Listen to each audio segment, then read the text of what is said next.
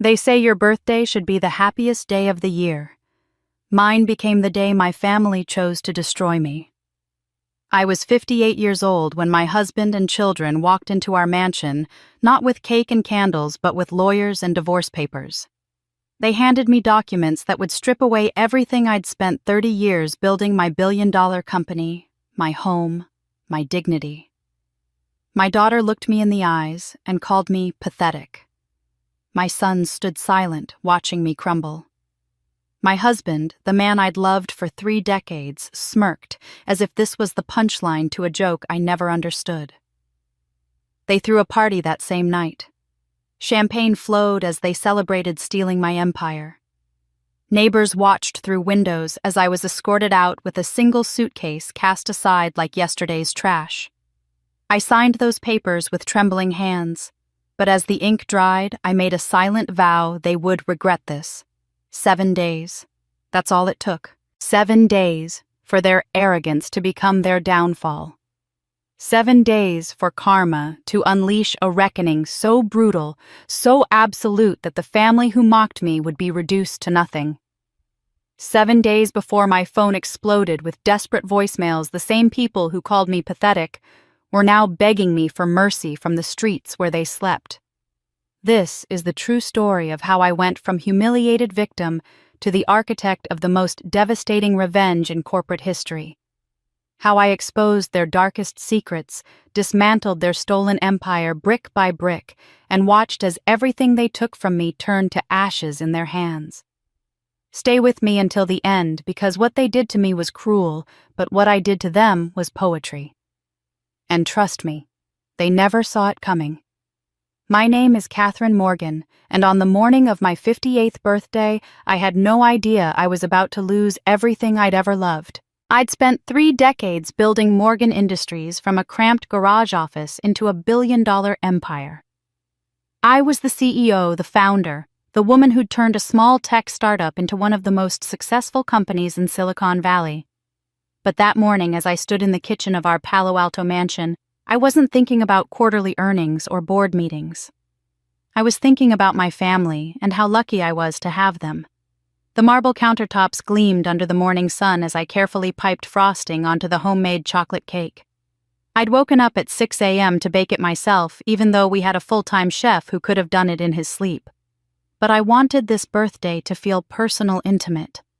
The past few years had been so busy, so consumed by work, that I'd started to feel disconnected from the people I loved most. Today was going to be different. Today was going to be about family.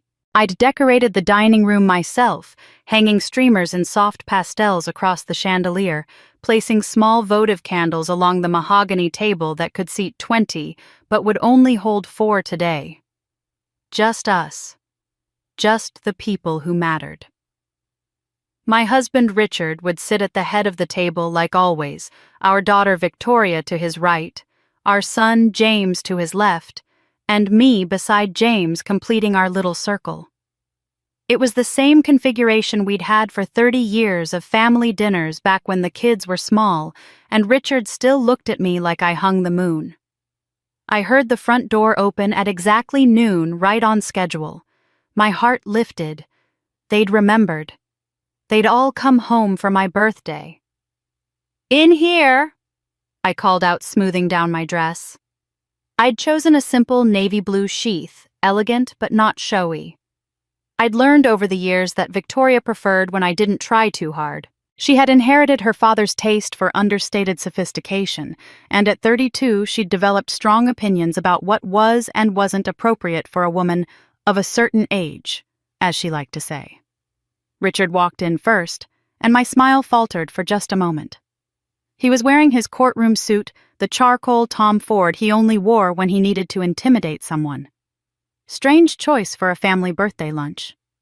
Behind him came Victoria, stunning as always in a white designer pantsuit, her dark hair pulled back in a severe bun that made her look older than her years. She was holding a briefcase. Also strange. And finally James, 29, who wouldn't quite meet my eyes as he shuffled in behind his sister. "Happy birthday to me," I said with a laugh that sounded forced even to my own ears. "You all look so serious. I hope you didn't think you needed to dress up for cake and sandwiches." No one laughed. No one smiled. Richard walked past the carefully decorated table, past the cake with its single candle waiting to be lit, and stood in front of the floor-to-ceiling windows that overlooked our manicured gardens. Victoria set her briefcase on the dining table with a decisive click, and James finally looked at me, his expression so full of misery that my stomach dropped. "What's going on?" I asked, my voice smaller now. Victoria opened the briefcase and pulled out a thick manila folder. She walked over to me and held it out. "We need you to sign these." I took the folder with hands that had suddenly gone cold. Inside were legal documents dense with text, but certain words jumped out at me immediately. Petition for dissolution of marriage, division of assets, immediate eviction notice. "I don't understand," I whispered. "It's very simple, Mother," Victoria said, and her voice had the same cold efficiency she used in her role as the company's chief operating officer. "Dad is divorcing you. We've already filed the paperwork. The company transfers to Dad and me. You have 72 hours to vacate the premises." The room tilted. I gripped the edge of the table to steady myself. "This is a joke. Tell me this is some kind of terrible joke." "It's not a joke," Richard said, still looking out the window, unable or unwilling to face me. "It's been a long time coming, Catherine. We've grown apart. You've grown difficult to live with." Difficult. The word came out as a strangled gasp. "Richard, we've been married for 33 years. We built this life together. We built that company together." "You built the company," Victoria interrupted. "And you never let anyone forget it. Do you know how exhausting it is being the daughter of the great Catherine Morgan? Do you know what it's like to work for a mother who criticizes every decision, who acts like no one could possibly be as smart as she is? Victoria, that's not fair." "Fair." She laughed, a sharp, cruel sound I'd never heard from her before. "What's not fair is spending my entire adult life in your shadow. What's not fair is watching Dad be treated like an accessory to your success story. What's not fair is that you own 100% of a company that should belong to this family." I looked at James, desperate for an ally. "Jamie, please, tell me you're not part of this." He opened his mouth closed, it looked at his feet. "I'm sorry, Mom," he whispered. "But maybe it's for the best. Maybe you need to step back. Enjoy retirement." "Retirement?" I couldn't breathe. "I'm 58 years old. I'm not ready to retire. That company is my life's work." "No," Richard said, finally turning to look at me with eyes that had gone flat and distant. "That company is our future. Your future ended the moment you chose work over family, over me." "I never chose work over you," I said, and I could hear the desperation creeping into my voice. "Everything I did for us, for this family." "Sign the papers, Catherine," Victoria said. "Don't make this harder than it needs to be. You'll get a settlement. Not as much as you probably think you deserve, but enough to live comfortably. We're not monsters." I looked down at the documents again, my vision blurring with tears. "I need time. I need to talk to a lawyer." "Your lawyer already knows," Richard said. "We sent him copies yesterday. He'll tell you the same thing we're telling you. This is happening whether you cooperate or not. But if you cooperate, we can keep it quiet, dignified. If you fight us..." He trailed off, letting the threat hang in the air. I felt something crack inside my chest. Not my heart breaking, I'd learn later that broken hearts made a much louder sound. This was quieter, more fundamental. It was the sound of trust, shattering of a life I'd believed in, revealing itself to be built on sand. "I baked a cake," I said stupidly, gesturing to the counter. "I made your favorite Victoria, German chocolate." She didn't even glance at it. "I'm gluten-free now, Mother. I have been for 2 years. But you wouldn't know that because you never pay attention to anyone but yourself." The front door opened again and I heard voices, laughter. Richard checked his watch and smiled for the first time since entering the room. Right on time. I watched in numb horror as a parade of people I knew walked into my home. Richard's business partners, Victoria's friends from her country club, even some of our neighbors from down the street. They carried bottles of champagne and wore expressions of barely concealed excitement, like they'd come to witness something spectacular. "What is this?" I asked. "A celebration," Victoria said. She walked to her father and pulled a small wrapped box from her purse. "Happy divorce, Dad." Richard opened it and I saw the flash of gold. It was a watch. A vintage Rolex with a leather band exactly like the one I'd saved for 6 months to buy him when we were newlyweds. When Morgan Industries was just a dream and we were living in a studio apartment and eating ramen for dinner. I'd given it to him on our first anniversary, and he'd cried and told me it was the most thoughtful gift anyone had ever given him. He'd sold that watch 5 years ago, said it was too old-fashioned, that he wanted something more modern. I'd been hurt, but I'd understood. People's tastes change. Now I understood differently. "It's perfect," Richard said, fastening it around his wrist. "Much better quality than the old one." Victoria beamed. "I thought you deserved better things now, things she could never afford." The words hit me like a physical blow. They were erasing me. Not just divorcing me, not just taking my company. They were rewriting our history, replacing me with a better version, a version where I'd never existed at all. Someone popped a champagne cork. Laughter filled the room. Through the windows I could see more neighbors gathered on the sidewalk watching. Word had spread.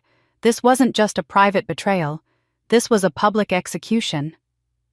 Victoria held out a pen. "Sign, Mother. Let's not drag this out." My hand shook as I took it. I looked at Richard one last time, searching for any trace of the man I'd loved, the man I'd built a life with. But he was looking at his new watch, admiring it in the light, and I realized he'd already moved on. In his mind, I was already gone. I signed my name on every line Victoria indicated. Each signature felt like cutting away a piece of myself. The house, the company, my marriage, my family, everything I'd worked for, sacrificed for, believed in, gone in the time it took to write my name 17 times. When I finished, Victoria snatched the papers away, checked them with the efficiency of a seasoned executive, and nodded with satisfaction. "Excellent. Someone will be by tomorrow to help you pack. Please be out by Friday." She turned to leave, and the crowd parted for her like she was royalty. Richard followed his arm around our daughter's shoulders, whispering something that made her laugh. James lingered for just a moment. His eyes red, but he didn't say anything else. He just turned and walked away. I stood alone in my kitchen, surrounded by birthday decorations and the ruins of my life, while strangers drank champagne in my living room and celebrated my destruction. But as I set down that pen, as I watched them toast to their victory, I made a promise to myself. It was a quiet promise, barely more than a whisper in my own mind, but it burned with the intensity of a white-hot flame. They would regret this. Every single one of them. I didn't know how yet, and I didn't know when, but I knew with absolute certainty that this wasn't the end of my story. It was only the beginning. 72 hours. That's all they gave me to dismantle a life that had taken 3 decades to build. I packed a single suitcase on that first night, moving through the mansion like a ghost haunting her own former life. I took practical things, mostly a week's worth of clothes, toiletries, the photo album from my parents' anniversary that no one else would want. I left behind the designer gowns, the jewelry Richard had given me, the first edition books I'd collected. They were just things I told myself. Things could be replaced. But as I zipped that suitcase closed, I caught sight of myself in the full-length mirror and barely recognized the woman staring back. When had I become so small? The apartment I found was in a neighborhood I'd driven through 1,000 times but never really seen. Security bars covered the windows, and the stairs smelled like old cooking oil and cigarette smoke. The landlord, a heavy-set man with kind eyes, didn't ask questions when I paid 3 months' rent in cash. He just handed me the keys and told me the hot water worked most days. Most days. I'd gone from a house with 6 bathrooms and heated floors to a studio where hot water was a luxury that came with conditions. The apartment was on the third floor, and the elevator had an out-of-order sign that looked permanent. I dragged my suitcase up the narrow stairwell, my lungs burning by the second flight. When I finally pushed open the door to Unit 3F, the June heat hit me like a wall. No air conditioning, just a rusty fan that rattled when I turned it on. The space was maybe 300 square feet, a kitchenette with 2 burners and a refrigerator that hummed too loudly, a bathroom barely big enough to turn around in. And in the corner, a mattress on the floor with sheets that smelled like industrial detergent. No bed frame, just a mattress that sagged in the middle and a single thin pillow. I sat down on that mattress and looked around at what my life had become. Last night, I'd slept on Egyptian cotton sheets. This morning, I'd had fresh squeezed orange juice and avocado toast prepared by a private chef. Tonight, I would eat ramen noodles cooked on a hot plate because that was all I could afford. The absurdity should have been funny. Catherine Morgan, billionaire CEO, reduced to top ramen and a mattress on the floor. But I couldn't find the humor. All I could find was rage, and underneath that rage, a grief so deep it felt like drowning. I lay back and stared at the water-stained ceiling, and somehow my mind drifted back 30 years to another shabby apartment not so different from this one. Richard and I had been 26 when we got married young, and convinced that love would be enough. He was a junior attorney working brutal hours for modest pay. I was a software engineer with a vision that kept me up at night, an idea for enterprise management software that could revolutionize how companies operated. I'd started Morgan Industries in the garage of our first rental house. Not a cute suburban garage, but a damp concrete space we shared with spiders and mice. I worked 16-hour days writing code until my eyes crossed, surviving on peanut butter sandwiches and black coffee. There were nights I fell asleep at my desk, my cheek pressed against the keyboard, too exhausted to make it to bed. Richard would find me there in the mornings and tell me he believed in me. He'd bring me toast and orange juice and rub my shoulders while I explained my latest breakthrough in language he didn't understand, but pretended to follow. Those first 5 years were hell. I maxed out credit cards to buy equipment. I pitched to 73 venture capitalists before one finally said yes. I hired our first employees from my own savings, paying them before I paid myself. There were months when I ate 1 meal a day so we could make payroll. And Richard went to his law firm every day, worked his 9 to 6, came home and watched television while I coded until midnight. He was supportive, he said. By year 7, Morgan Industries had our first major contract. By year 10, we'd gone public. By year 15, I was being profiled in Forbes. And through it all, Richard transitioned smoothly from junior attorney to consultant to early retirement at 45, his calendar filling up with golf games where he told people about our company and our success. I'd built an empire with my own hands, my own mind, my own relentless refusal to quit. And somewhere along the way, I'd stopped noticing that Richard had never built anything at all. He'd just learned to stand in the right place when the photographs were taken. The memory hurt worse than the present somehow. I pulled out my phone thinking I should check my bank balance, start figuring out how to rebuild. The screen lit up with notifications, news alerts about the divorce, sympathetic texts from colleagues that felt more like gossip gathering, and 3 voicemails from my bank. My hands started shaking before I even dialed the number. The customer service representative had a practiced sympathy that made my skin crawl. Mrs. Morgan, I'm showing that your primary checking account was frozen on June 3rd per court order. Your savings account was also restricted at that time. June 3rd. That was 2 weeks before my birthday. 2 weeks before they even told me about the divorce. They'd planned this. They'd plotted and schemed and filed legal paperwork before they ever handed me those papers in my own kitchen. While I was baking a birthday cake, they were freezing my assets. How much do I have access to? I asked, though I already knew the answer would destroy me. Another pause. You have your business credit card, but that's been declined at several locations, and it appears there have been regular withdrawals from your checking account over the past 6 months. Small amounts, usually between $500 and $2,000, occurring 2 to 3 times per week. My vision went dark around the edges. What do you mean, withdrawals? The transactions are all marked as authorized transfers to a secondary account. The account holder is listed as Victoria Morgan. Victoria. My daughter had been bleeding my account dry for half a year, taking just enough that I wouldn't notice, not enough to trigger any alerts. Death by 1,000 cuts. How much is left? I whispered. In your checking account after the court-ordered freeze exemption for personal expenses, $247.18.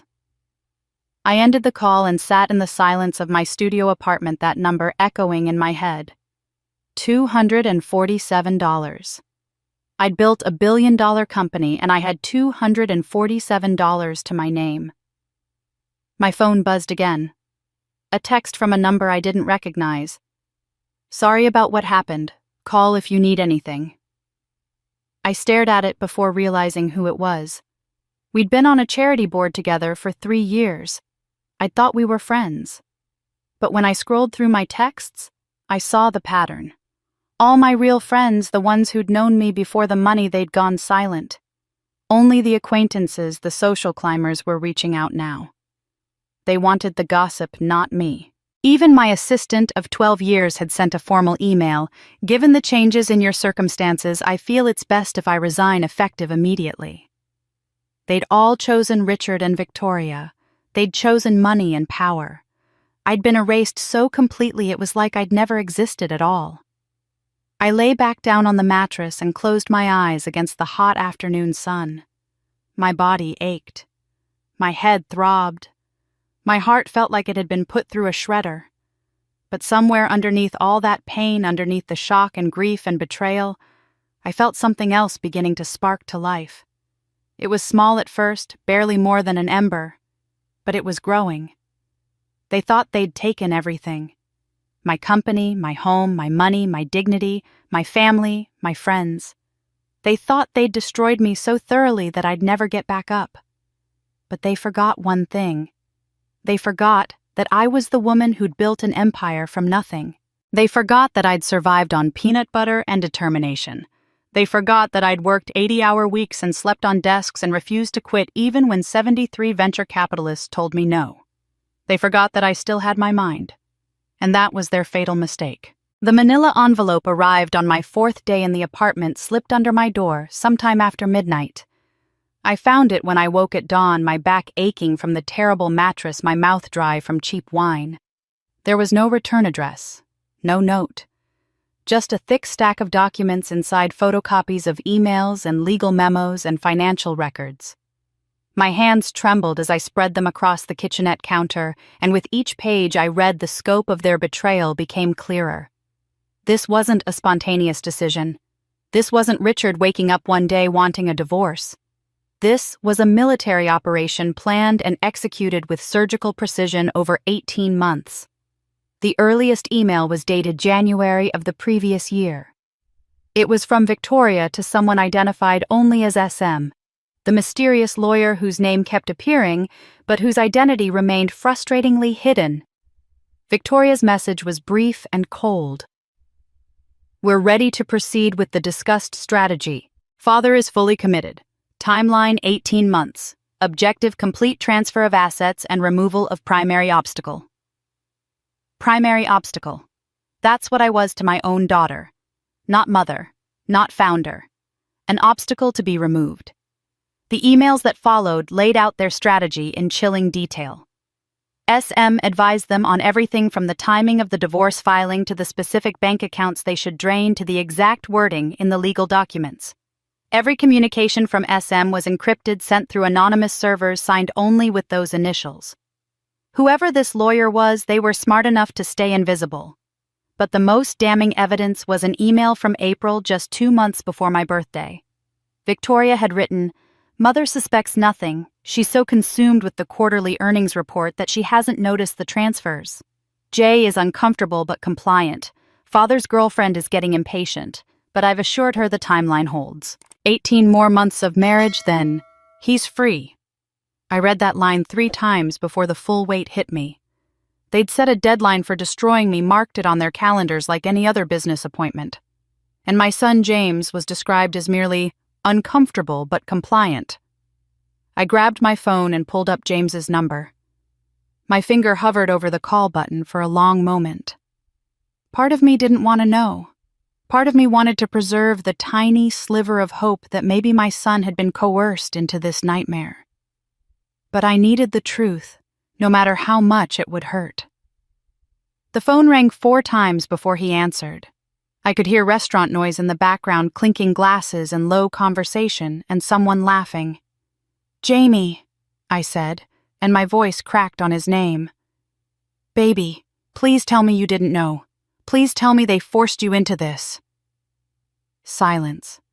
Not the silence of confusion or surprise, but the heavy silence of guilt. I could hear him breathing, could imagine him standing there trying to decide what to say. "Jamie, talk to me. I'm your mother. Whatever they told you, whatever lies Victoria fed you, I can fix this. We can fix this together." More silence. 30 seconds stretched into an eternity. In the background, I heard Victoria's voice call out, "James, the appetizers are here." And my heart shattered into smaller pieces. He was with them. Right now, while I sat in this miserable apartment with $200 to my name, my son was having lunch with the people who'd destroyed me. "I'm sorry," he whispered finally, so quiet I almost didn't hear it. Then the line went dead. I sat staring at my phone for a long time after that. Then, operating on some masochistic impulse I couldn't control, I opened Instagram and searched for James's account. He'd blocked me, but Victoria's profile was still public, probably because she wanted the world to see her perfect life. The photos were all there, a timeline of my destruction told through filtered images and cheerful captions. James and Victoria at the French Laundry 3 days after my birthday, toasting with champagne, their smiles wide and genuine. "Celebrating new beginnings with my favorite brother." The caption read with heart emojis. Another photo from last week showed all 3 of them at Nobu Richard in the center, with his arms around both children. They looked like a magazine spread, beautiful and successful and complete. No empty chair, no missing mother. Just the 3 of them, the family they'd wanted all along, finally freed from the burden of my presence. These photos went back months, a whole parallel timeline where they'd been bonding and laughing while carefully orchestrating my downfall. The leaked documents included one more devastating revelation buried in the middle of the stack like a landmine. It was a private investigator's report, complete with time-stamped photographs. Richard entering a luxury condo in San Francisco at 9 p.m. Richard leaving the same condo at 7 a.m. Richard kissing a woman on the doorstep, a blonde who looked barely older than Victoria.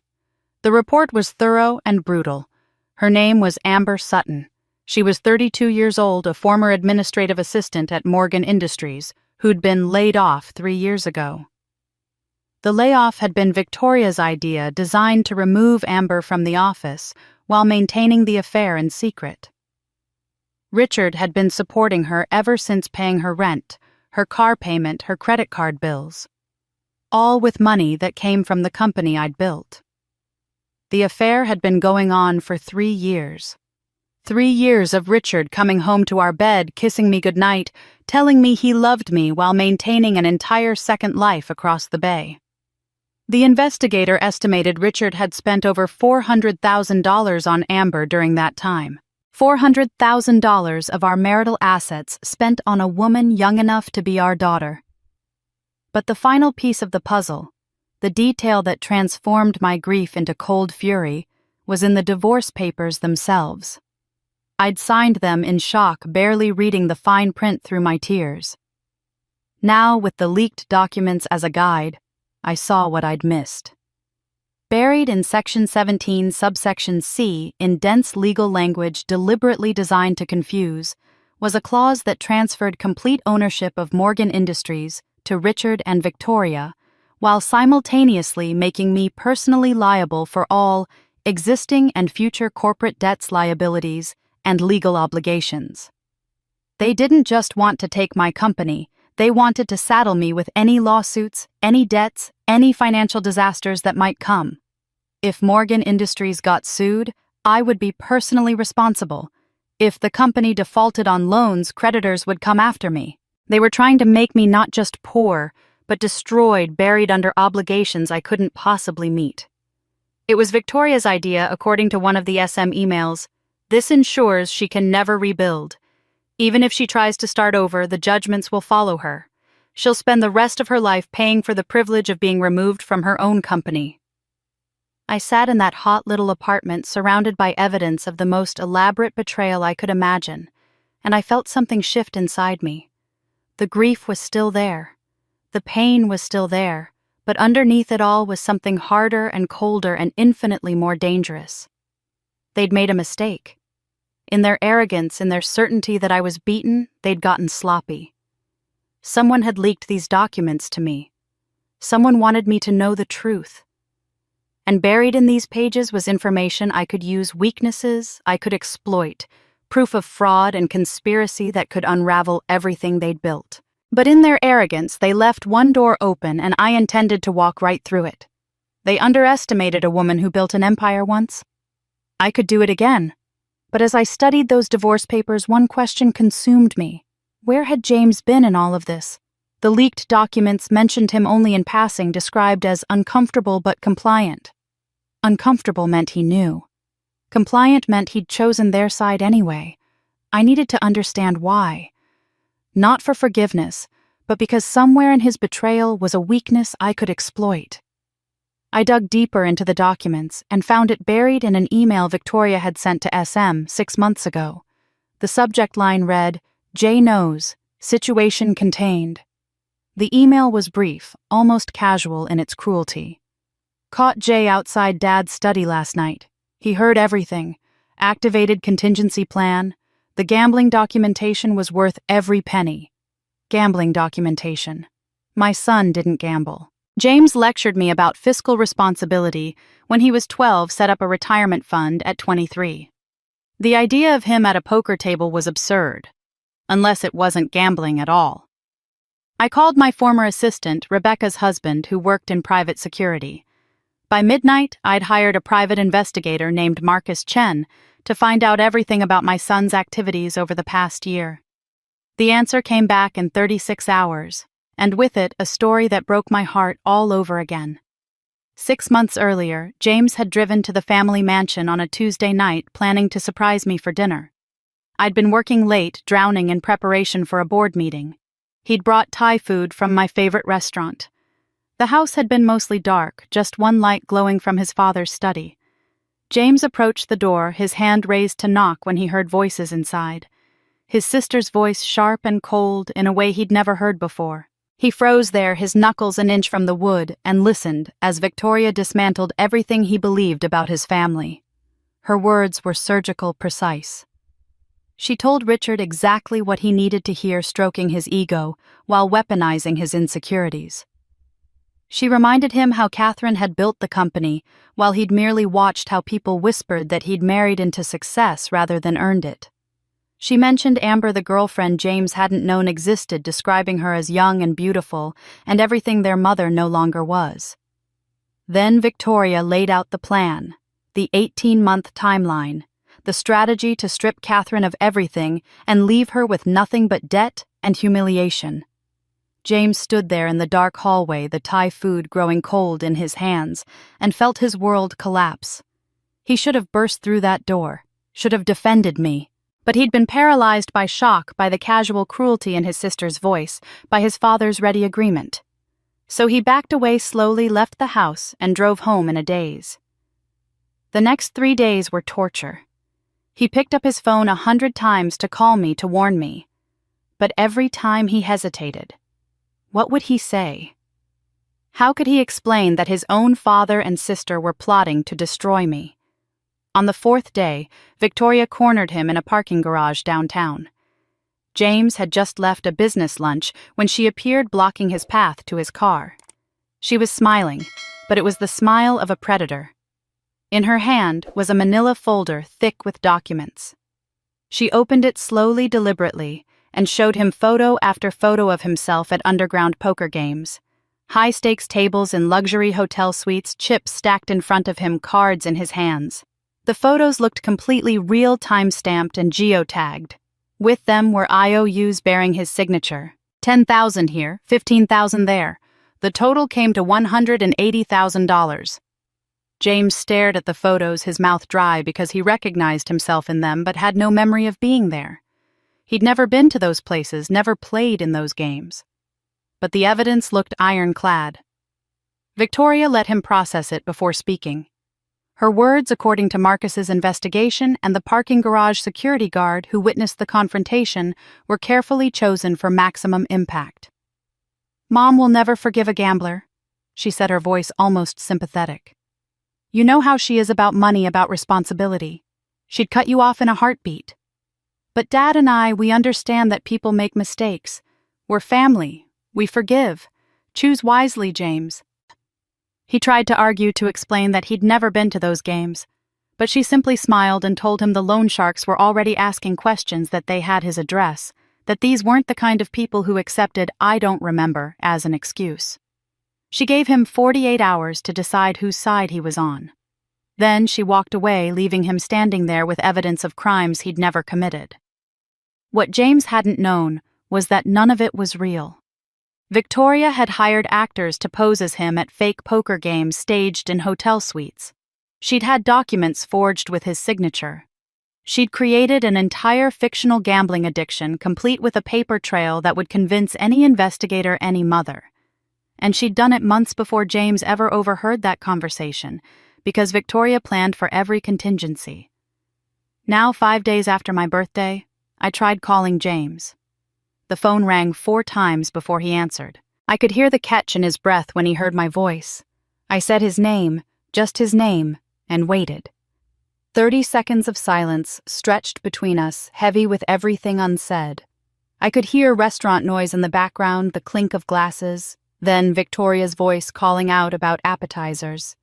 He was with them right now, sitting at some expensive restaurant while I sat in this apartment with $200 to my name. "I'm sorry," he whispered so quiet I almost didn't hear it. Then the line went dead. Over the next 3 days, Marcus's surveillance showed me something that broke my heart in a different way. James drove to my apartment building 3 separate times.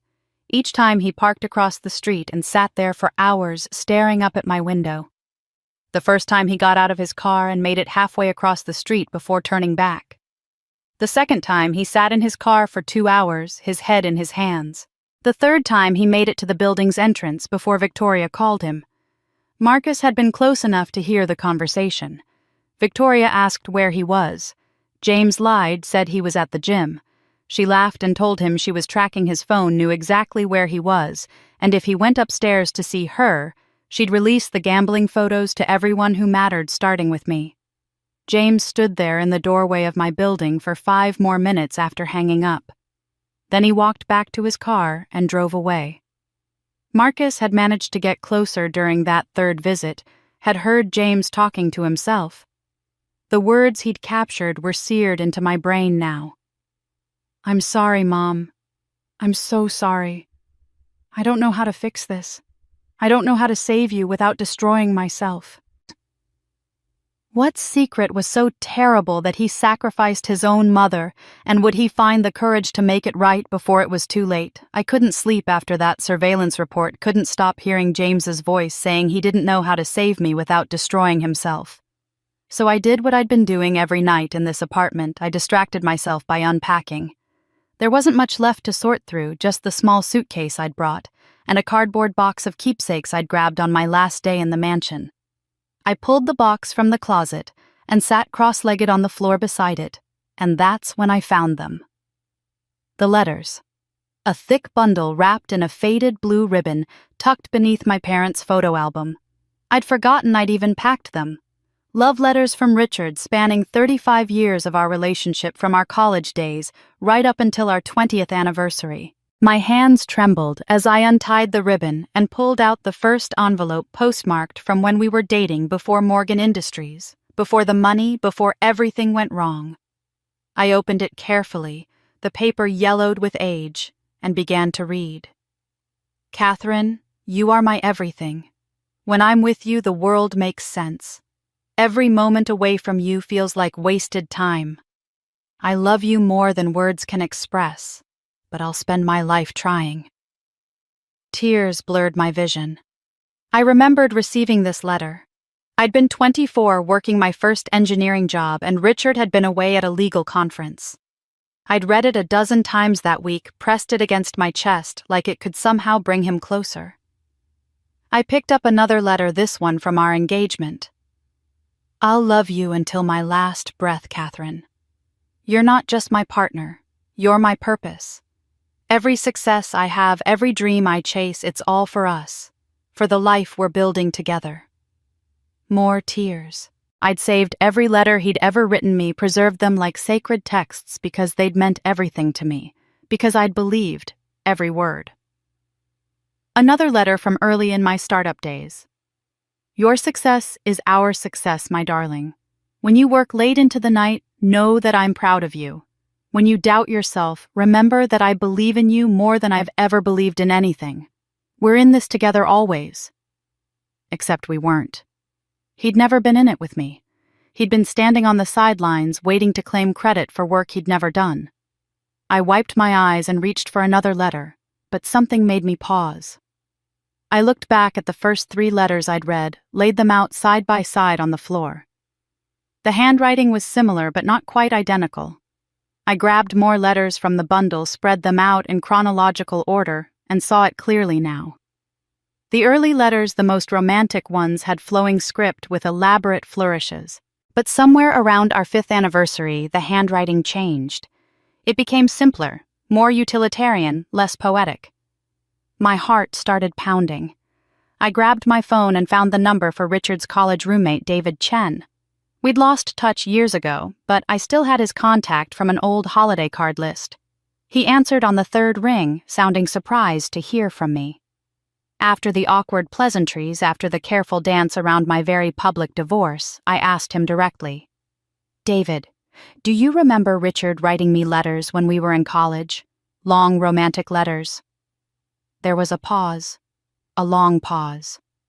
Catherine, I need to tell you something I should have told you 35 years ago. My stomach dropped. Richard couldn't write to save his life. He was brilliant with legal briefs, sure, but poetry romance, that wasn't him. So he asked me to help. I was an English major. I'd published some poems in the university literary magazine. He paid me $50 per letter. The phone nearly slipped from my hand. How many letters? Maybe 20, 25. All through your dating years and into the early marriage? Then he said you two were too busy for letters anymore, that he didn't need my services. I'm sorry, Catherine. I thought you knew. I thought maybe you'd figured it out and just never said anything. I thanked him and ended the call, then sat staring at those letters scattered across my apartment floor. The most romantic words my husband had ever said to me had been purchased for $50 apiece from his college roommate. Richard had never truly loved me with words, because he'd never truly loved me at all. He'd only needed my potential, my ambition, my ability to build something he could claim as his own. The memories came flooding back then, uninvited and unwelcome. I remembered Victoria at 3 years old climbing into my lap, wrapping her small arms around my neck and saying, "You're the best mommy in the whole world." I remembered James at 7 making me breakfast in bed on Mother's Day burnt toast and watery orange juice that I'd eaten every bite of while he beamed with pride. Those moments had felt real. But I also remembered Victoria's college graduation. I'd paid $200,000 for her tuition at Stanford, sat in that audience bursting with pride as she walked across the stage. And in her valedictorian speech, she'd thanked her father for his unwavering support, her professors for their guidance, her friends for their encouragement. She never mentioned me. Not once. Not even in passing. I'd told myself it was an oversight, that she was nervous and forgot. But now I knew better. I remembered James's wedding 3 years ago. I'd funded the entire event, wrote a check for $80,000 for the venue, the flowers, the band, the honeymoon in Bali. But I wasn't invited to the rehearsal dinner. Family only? Victoria had told me when I'd asked. You understand, right, Mom? The bride's family wants to keep it intimate. I'd understood. I'd always understood. I'd spent 35 years understanding, accommodating, making excuses for the people who should have loved me unconditionally. The truth was simple and devastating. They'd never loved me. They'd loved my checkbook, my success, my ability to fund their dreams while sacrificing my own needs. The love I'd felt, the bonds I'd believed in had all been transactional. Payment for services rendered. And the moment I'd stopped being useful, the moment they'd found a way to take what I'd built without having to tolerate me anymore, they'd discarded me like yesterday's trash. I gathered up those letters, every single one of them, and carried them to the kitchen. I turned on the stove, held the first letter over the flame, and watched it catch fire. Then the second. Then the third. One by one, I burned 35 years of lies, watching the smoke curl up toward the water-stained ceiling of my studio apartment. As the last letter turned to ash, I felt something crystallize inside me. If they could kill my love, I could kill their empire. And I knew exactly where to start. The next morning, I woke at 5 a.m. to the sound of garbage trucks rattling down the street below. Instead of rolling over and trying to reclaim sleep, I sat up on that sagging mattress and made a decision.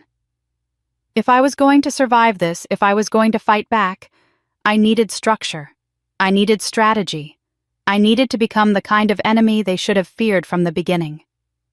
I walked to the corner store and bought a simple spiral notebook with my dwindling cash. Back in the apartment, I sat at the tiny kitchenette table and wrote 2 words on the cover in black marker: survive and strike back. Then I opened to the first page and began making lists. Names first. Richard Morgan. Weaknesses: ego. Amber Sutton thinks he's smarter than he is. Victoria Morgan: weaknesses: arrogance, needs public approval. Has enemies at the company. James Morgan: weaknesses: guilt. Fear, loves his mother despite everything. Then SM, the mysterious lawyer: weakness unknown, but everyone has one. I made lists of the people who'd wronged me, the colleagues who'd abandoned me, the friends who'd chosen money over loyalty. Beside each name, I noted what I knew about them, what leverage existed, what secrets they'd shared with me over wine-soaked dinners when they'd still pretended to care. My daily routine crystallized quickly. 5 a.m. wake-up, no exceptions. The first hour was dedicated to researching corporate law. I used the public library's computers since I couldn't afford internet. I studied hostile takeovers, fiduciary duty, shareholder rights, everything that might give me a weapon to use against them. The second hour was spent studying their business moves. I tracked Morgan Industries' press releases, their social media accounts, their public filings. I watched as they announced new initiatives that I knew were doomed to fail, as they made promises to clients they couldn't possibly keep. The third hour was pure surveillance. I created fake social media accounts and followed Victoria, watched her post photos of designer handbags and exotic lunches while the company she was supposedly running bled talent and revenue. By the end of my first week in this new routine, I'd filled 30 pages of my notebook with observations, patterns, weaknesses. But I needed more than observations. I needed intelligence from inside the company. So I started making calls. I reached out to employees who'd been loyal to me, people who'd worked at Morgan Industries for years before the takeover. I expected most of them to ignore me, to be too afraid of Richard and Victoria to risk contact. But I was wrong. 8 people answered. 12 more called me back within 24 hours. They'd been waiting for me to reach out, hoping I'd fight back. Maria from accounting told me the company was bleeding money, that Victoria had approved 3 vanity projects that were hemorrhaging cash with no return on investment. Robert from sales said clients were complaining about declining service quality, that 2 major accounts were threatening to leave. Jennifer from HR whispered that employee morale was at an all-time low, that they'd lost 15 key people in 3 months. But the most valuable call came from Thomas Chen, my former CFO. He'd been fired 2 weeks after the takeover, escorted out by security while Victoria watched with a satisfied smile. Thomas asked to meet me in person, said it wasn't safe to talk on the phone. We met at a diner 40 miles outside the city, a greasy spoon where nobody would recognize either of us. He slid into the booth across from me, looking older than I remembered, his hair grayer, his shoulders hunched. He didn't waste time on pleasantries. He pulled a flash drive from his jacket pocket and set it on the table between us. "Financial irregularities," he said quietly. "I noticed them in my last month before they fired me. I made copies of everything before they locked me out of the system. Revenue recognition problems, expense manipulations, some transactions that look suspiciously like embezzlement. Nothing massive yet, but enough to raise serious questions if the right people saw it." I stared at that flash drive like it was a bomb. "Why are you giving this to me?" "Because you built something good, Catherine, and they're destroying it. Someone needs to stop them before they run it completely into the ground." I took the flash drive, thanked him, promised to be careful. We parted ways in the parking lot, and I drove back to my apartment with that small piece of plastic feeling like it weighed 1,000 pounds. That night, I stayed up late reviewing the files Thomas had given me. The financial irregularities were real subtle enough that a casual audit might miss them, but damning if anyone looked closely. I was so absorbed in the spreadsheets that I almost didn't hear the soft sound of paper sliding under my door. It was past midnight when I noticed the envelope on the floor. Plain Manila, no return address. My name typed on the front. I opened it with trembling hands. The letter inside was brief, printed on heavy, cream-colored paper. "You're not alone. I know what they did. I have proof. Meet me tomorrow, 3 p.m., Central Library Section, D7. Come alone. A friend." My first instinct was to throw it away. This was a trap, obviously. Victoria trying to lure me somewhere so she could humiliate me further or worse. But something made me hesitate. I pulled out my phone and called Detective Martinez, a local cop I'd known casually from charity events. I asked him to meet me for coffee the next morning, told him I needed his opinion on something. When I showed him the letter, he examined it carefully, held it up to the light, rubbed the paper between his fingers. "This is expensive stationery," he said. "The kind lawyers use may be accountants, high-end offices. Whoever sent this has money." Then I noticed there was something else in the envelope. A photograph slightly creased. I pulled it out and my breath caught. It was Victoria and another woman sitting at an upscale restaurant leaning close in conversation. The other woman was young, maybe 30, with dark hair and sharp features. The photo was time-stamped in the corner 18 months ago, before the divorce plan had even started according to the leaked emails. I flipped the photo over. On the back, written in the same typed font as the letter, was a single line, SM, Sarah Mitchell. The mysterious lawyer finally had a face. And whoever sent me this photo knew about her before I did. Who was reaching out, and why now? Was this another trap, or had I finally found an ally in this war? I went to the Central Library at 2:30, 30 minutes early, so I could watch who approached Section D7. The library was quiet on a Wednesday afternoon, just a handful of students studying and an elderly man reading newspapers. I positioned myself behind a bookshelf with a clear view of the meeting spot and waited. At exactly 3 p.m., a man in his late 40s walked into the section carrying a laptop bag and looking nervously over his shoulder. I recognized him immediately. James Patterson, my former IT manager. Not my son James, but the tech specialist who'd managed Morgan Industries' entire digital infrastructure for 8 years before being abruptly terminated 2 years ago. I'd been devastated when Victoria fired him, had tried to intervene, but by then, Victoria had already consolidated enough power to overrule me. I stepped out from behind the bookshelf, and he visibly relaxed when he saw me. We sat at a study table in the corner far from anyone who might overhear. He opened his laptop without preamble, keeping his voice low. "I installed monitoring software on Victoria's computer 3 months before she fired me," he said. "I suspected she was planning to get rid of me and I needed insurance. I thought maybe I'd caught her shopping online during work hours, maybe some minor policy violations I could use as leverage. What I found instead was so much worse." He pulled up a folder on his screen containing thousands of files. "For 2 years, I've been collecting everything. Every email she sends, every document she creates, every message she thinks is private. I know it's illegal, Mrs. Morgan. I know I could go to prison for this. But when I realized what they were planning to do to you, I couldn't just delete it and walk away." He opened a subfolder labeled SM Communications, and my breath caught. 1,247 emails. All between Victoria and the mysterious lawyer Sarah Mitchell, spanning from 18 months before my birthday right up until last week. I scrolled through them, my hands shaking. They detailed everything: the divorce strategy, the timeline for asset seizure, the plan to freeze my bank accounts weeks before I'd even know what was happening. There were discussions about how to manipulate the legal language to trap me with corporate debts, how to turn my son against me using fabricated evidence, how to isolate me from friends and colleagues. But what made my blood run cold was an email from 14 months ago, where Victoria wrote, "SM, I need to know your real motivation here. You're too invested in destroying my mother for this to be just business." Sarah Mitchell's response was chilling. "Let's just say your mother took something from my family a long time ago.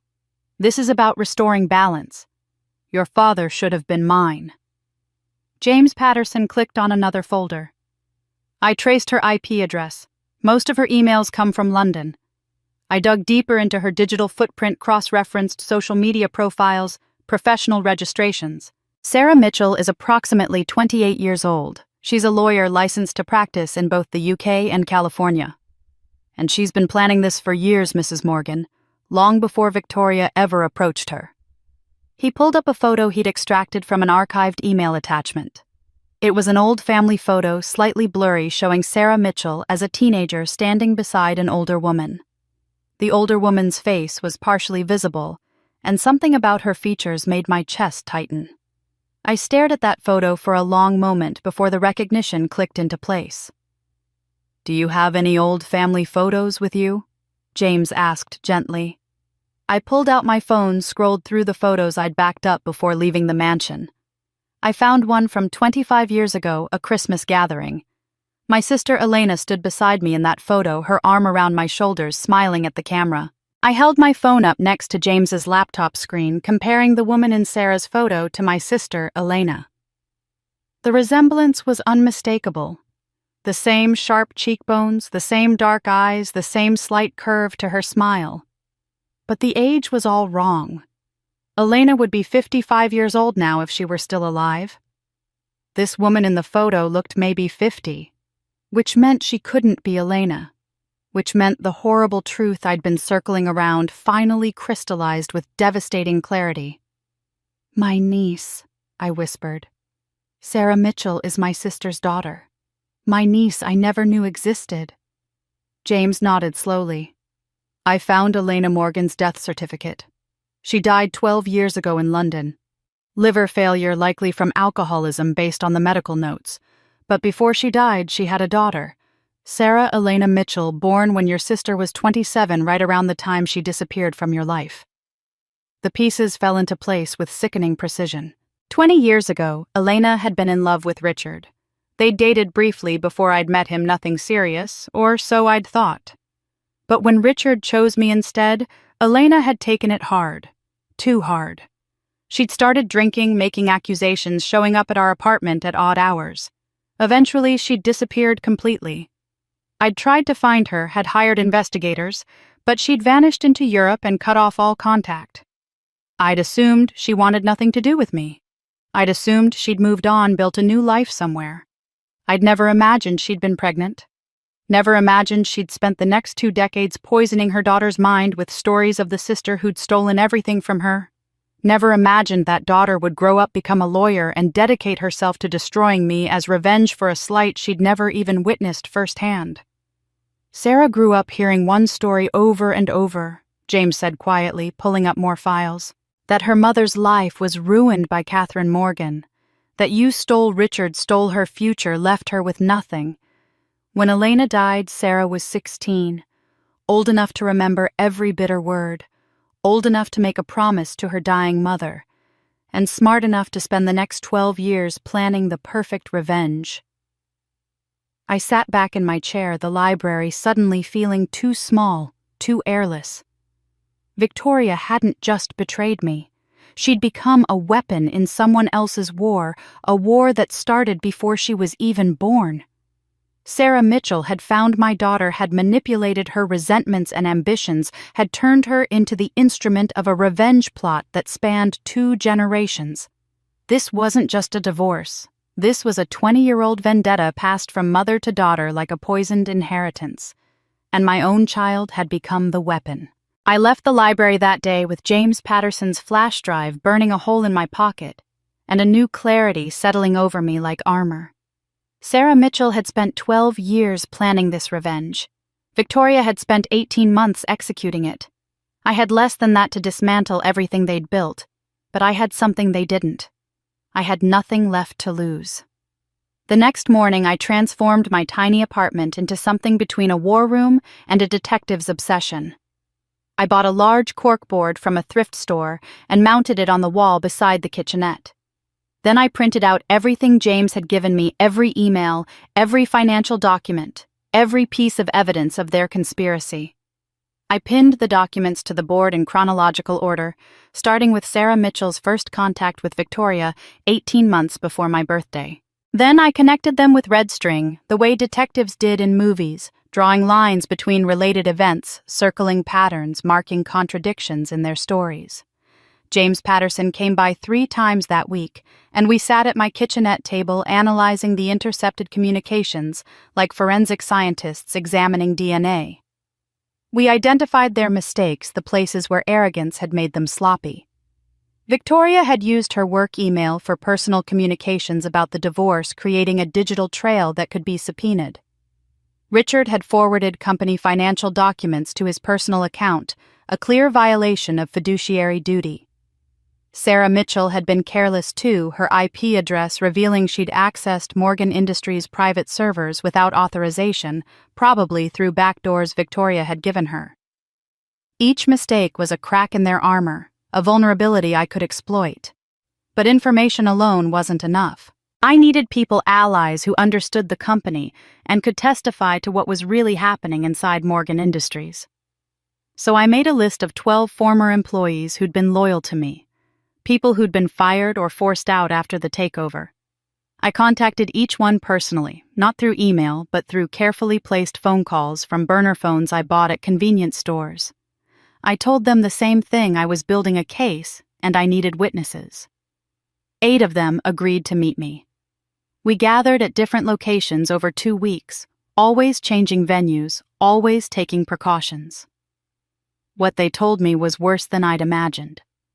Sarah from marketing described how Victoria's boyfriend, a 34-year-old failed entrepreneur named Trevor, had been given the title of VP of Business Development despite having 0 qualifications. Within weeks, he'd started making advances on female staff members, cornering them in conference rooms, sending inappropriate messages through the company Slack. 3 women had filed HR complaints.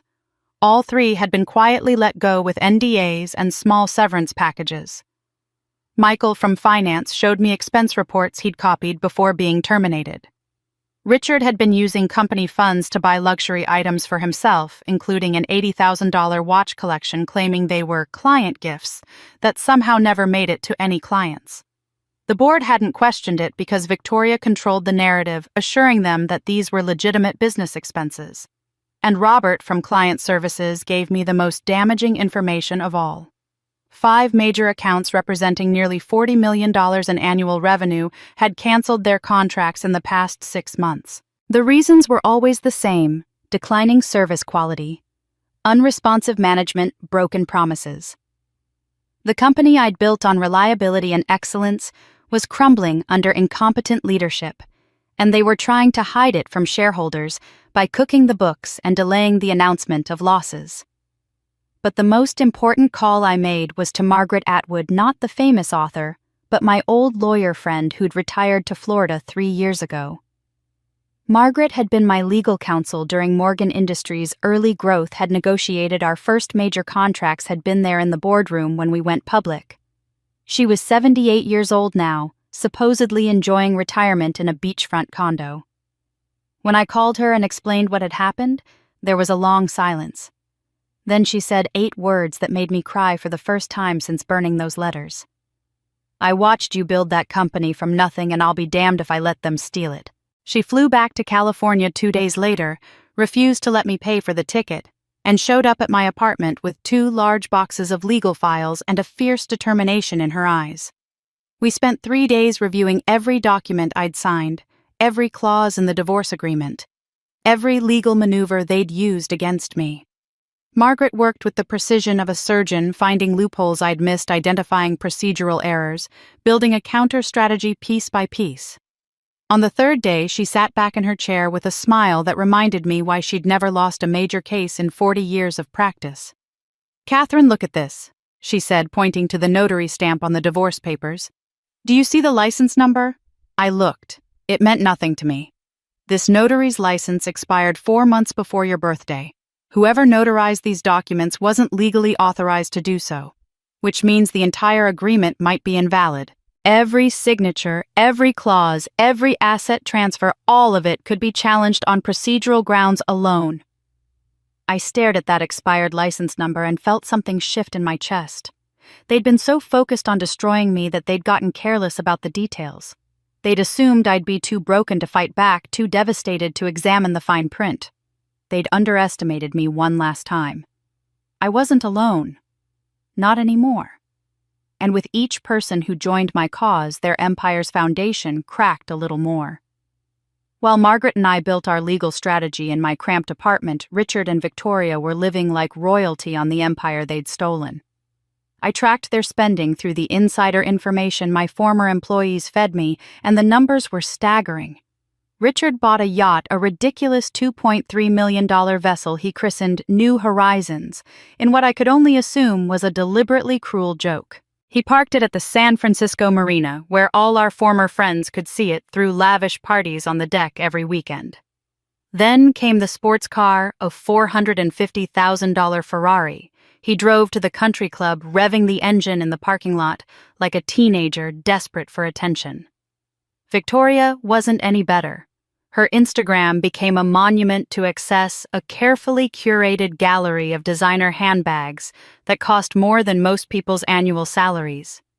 Exotic vacations to Bali and the Maldives on private jets, champagne brunches at 5-star hotels. She posted photos of herself draped in jewelry, standing in front of luxury boutiques, living the life she'd always felt entitled to. But my network of former employees told a different story. Paychecks were being delayed by a week, then 2 weeks, then a month. Mid-level employees were quietly panicking, unable to pay mortgages, calling HR, only to be told there were temporary cash flow issues that would be resolved soon. Vendors weren't getting paid either. The company that had always prided itself on paying invoices within 30 days was now 90 days past due on multiple accounts. Some suppliers had stopped delivering, entirely forcing production delays. And quality was suffering. In their desperation to cut costs while maintaining their lavish lifestyle, Richard and Victoria had started using cheaper materials, outsourcing to less reliable manufacturers, skipping quality control steps that had been industry standard for years. The consequences came quickly. In the span of 1 month, 3 senior managers resigned. These weren't junior employees looking for better opportunities. These were vice presidents who'd been with the company for over a decade, people who'd turned down offers from competitors because they believed in Morgan Industries. Their resignation letters, which were leaked to me by sympathetic HR staff, all cited the same reasons: hostile work environment and ethical concerns. That phrase, ethical concerns, sent ripples through the industry. Trade publications started making calls asking questions. Tech Business Weekly ran a piece with the headline, "What's Happening at Morgan Industries?" that detailed the executive exodus and raised questions about leadership stability. The stock price, which had been holding steady despite the ownership change, dropped 23% in 2 weeks. Shareholders were getting nervous, and Victoria's response was to promote her boyfriend Trevor to VP of Operations, as if putting a completely unqualified person in a critical role would somehow inspire confidence. Trevor's first major decision was to cancel the company's primary cloud infrastructure contract and switch to a cheaper provider to save money. The migration was a disaster. Systems went down for 3 days, costing the company millions in lost productivity and destroying what little client confidence remained. 2 more major accounts canceled their contracts within the week, citing reliability concerns. But the real bombshell came when I was reviewing the financial documents James Patterson had collected, going through them late one night with Margaret sitting beside me. We'd been focused on the divorce strategy, the asset transfers, the evidence of fraud. Then I noticed a footnote in a quarterly report from 4 years ago, buried in the dense legal text on page 73. It referenced ongoing litigation described vaguely as product liability matters in preliminary stages. I asked Margaret what that meant, and she went pale. We spent the next 6 hours digging through every financial document, every legal filing, every piece of correspondence we could find. What we discovered made my blood run cold. Morgan Industries was being sued in a class action lawsuit involving product defects that had allegedly caused health issues in users. Specifically, one of our flagship products from 5 years ago had contained materials that, according to independent laboratory testing, had potential links to cancer. The lawsuit had been filed 4 years ago, right around the time Richard and Victoria had started consolidating power. It had been moving slowly through the courts, buried under mountains of legal delays and procedural motions. But it was very real and very serious. The estimated liability, according to the plaintiff's legal team, was $89 million. And Richard and Victoria had been hiding it. They'd buried it in footnotes, classified it as unlikely to result in significant damages. Told the board it was a nuisance lawsuit that would be dismissed. But Margaret found the internal memos, the ones where their own lawyers had warned that the case was strong, that the evidence was damaging, that they should be preparing for a substantial settlement or judgment. Then Margaret showed me something that made the entire conspiracy crystallize with perfect, horrible clarity. She pulled up the divorce documents I'd signed, the ones with the expired notary that might invalidate the whole agreement. Even if those documents were somehow upheld, she'd found something in Section 17, subsection C, the same clause that made me liable for corporate debts. The specific language read, Party A agrees to assume all existing corporate liabilities, obligations, and legal claims, whether known or unknown, filed or pending, as of the date of this agreement. I read it 3 times before I understood what they'd done. They'd tried to transfer the company to me through the divorce settlement, making me the legal owner and therefore the primary target for the class action lawsuit. Then they'd planned to take the cash assets, the real estate, the liquid wealth, and walk away clean while I faced an $89 million judgment that would destroy me completely. It wasn't enough to take my company. They wanted to bury me under debt so massive I'd never recover, ensuring I'd spend the rest of my life fighting legal battles I couldn't win with resources I didn't have. It was brilliant and evil in equal measure, and it had Sarah Mitchell's fingerprints all over it. They didn't realize the empire they stole was already crumbling, and the bomb they tried to hand me was about to explode in their hands. The final divorce settlement hearing was scheduled for a Tuesday morning in late August, 3 months after my birthday. Margaret and I arrived at the courthouse early, carrying boxes of evidence, prepared to challenge the divorce agreement on procedural grounds and expose the expired notary stamp. We had our strategy mapped out. Our witnesses lined up, our arguments rehearsed. What we didn't anticipate was that Richard's legal team had prepared their own surprise. The courtroom was smaller than I'd expected, wood-paneled and formal, with high ceilings that made every sound echo. Richard sat at the plaintiff's table with his attorney, a sharp-faced woman named Patricia Chen, who had a reputation for winning ugly cases. Victoria sat in the front row of the gallery, directly behind them, dressed in an expensive suit that probably cost more than my monthly rent. They both looked confident, almost bored, like this hearing was a formality before their inevitable victory. Judge Catherine Brennan, a woman in her 60s with steel-gray hair and no-nonsense demeanor, called the court to order and asked both sides to present their cases. Margaret stood and began outlining our position, explaining the notary issue, the procedural irregularities, the evidence of fraud. But before she could get very far, Patricia Chen interrupted with a motion to present new evidence. The judge allowed it, and Patricia wheeled in a television on a cart like we were in a 1990s classroom. She inserted a USB drive and the screen flickered to life. The video that played made my stomach drop. It showed me in our mansion's kitchen clearly drunk. My words slurred, my movements unsteady. I was yelling at Richard, calling him names I'd never used in my life, throwing dishes at him, while he cowered against the counter trying to reason with me. The timestamp showed it was from 2 years ago, during what the video claimed was a typical evening. I watched myself on that screen behaving like a monster, and even though I had no memory of this ever happening, the video looked absolutely authentic. The lighting was right, the kitchen was our kitchen. Even my clothes looked like something I'd owned. Patricia Chen let the video play for 90 seconds before pausing it. Your Honor, this is just one example of Mrs. Morgan's erratic and abusive behavior that my client endured for years. We have 6 more videos documenting similar incidents. Mr. Morgan stayed in this marriage far longer than he should have, hoping she would seek help for her alcohol abuse and anger management issues. When she refused, he had no choice but to protect himself and his children. Margaret was on her feet, immediately objecting, demanding to know the chain of custody for this video, questioning its authenticity. But even as she argued, I could see doubt flickering across Judge Brennan's face.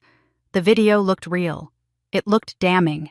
Patricia presented 2 more videos each, showing similar scenes of me drunk and abusive, and with each one I felt the ground disappearing beneath me. This was it, I realized. This was how they would win, not with legal maneuvering or procedural tricks, but by destroying my credibility so completely that nothing else I said would matter. Richard and Victoria exchanged satisfied glances. Victoria leaned forward and whispered to her father loud enough that people in the rows behind her could hear, "She's done. Finally." Judge Brennan asked Margaret if she had anything to counter this evidence, and I could hear the skepticism in her voice. Margaret started to respond to argue that the videos needed to be forensically examined, but we both knew it would take weeks to get results, and by then the judge would have already ruled. I felt tears burning behind my eyes, felt the familiar crushing weight of defeat settling over my shoulders. And then the courtroom doors burst open. Every head turned as my son James walked in. His face pale but determined, his shoulders squared like he was walking into battle. He wore a suit I'd never seen before, carried a briefcase that looked too heavy for comfort. He walked straight down the center aisle past his father and sister, who stared at him in confusion, and approached the bench. Your Honor, I'm James Morgan. I request permission to testify in this proceeding. Judge Brennan frowned. Are you listed as a witness for either party? No, Your Honor, but I have critical evidence regarding the videos that were just presented. Evidence that will prove they're fabricated. The courtroom erupted. Patricia Chen was on her feet, objecting. Richard looked confused, then angry. Victoria's face went white. Judge Brennan banged her gavel and called for order, then looked at James with sharp interest. This is highly irregular, Mr. Morgan. What evidence are you claiming to have? Proof that my father and sister hired a company to create deepfake videos using artificial intelligence. Proof that those videos showing my mother are completely fake, manufactured specifically for this court proceeding. The judge considered for a long moment, then nodded. I'll allow it, but this had better not be a waste of the court's time. James was sworn in and took the witness stand. For a moment, I thought he was going to look at me to give some sign of reassurance, but he kept his eyes fixed on the judge. When he spoke, his voice was steady and clear. Your Honor, 6 months ago, I overheard my father and sister planning this divorce. I heard them discussing how they would destroy my mother's reputation and take everything she'd built. At first I didn't know what to do. I was scared and they had leverage over me that made me afraid to speak out. He opened his briefcase and pulled out a thick folder, but I realized that the only way to protect my mother was to pretend to go along with their plan while secretly documenting everything. So for 6 months I collected evidence. He handed documents to the bailiff, who passed them to the judge. Exhibit A is an email chain between my father and a company called Deepfake Studios dated 4 months ago. you'll see a $15,000 invoice for what they describe as AI-generated video content for legal purposes. Exhibit B is the contract where my father hired them specifically to create videos of my mother appearing intoxicated and violent. Exhibit C is the metadata from the original video files, which shows they were created using AI software not recorded by any camera. And Exhibit D is my own signed and notarized statement admitting that I was asked to help stage fake scenarios to make the videos more believable and explaining how I documented everything instead. He looked directly at his father and sister then, and his voice grew stronger. Your Honor, I'm here to testify that my father and sister manufactured evidence.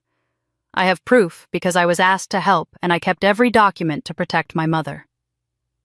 The judge's gavel hung in midair. My husband's face went white. And for the first time in 8 months, I saw fear in my daughter's eyes. The tide had turned. Judge Brennan adjourned the hearing immediately after James's testimony, ordering both legal teams to return in 3 days for a ruling once she'd reviewed all the evidence.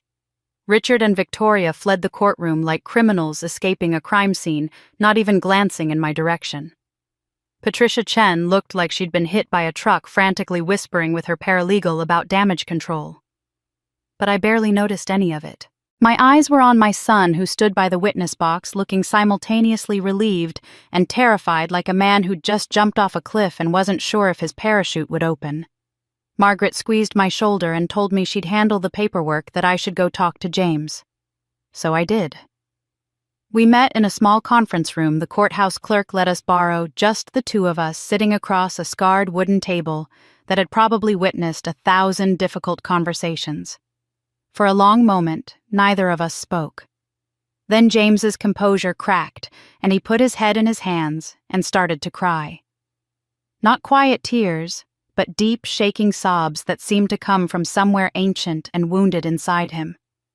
I wanted to rush around the table and hold him like I had when he was small, but something made me stay in my chair. He needed to say this first.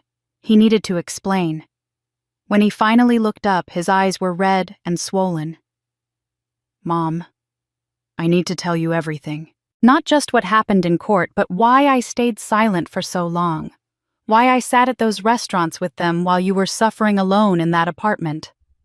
He pulled a manila folder from his briefcase, the edges worn like it had been handled many times. On the tab, written in Victoria's precise handwriting, were 5 words: your choice. Mom, or your future.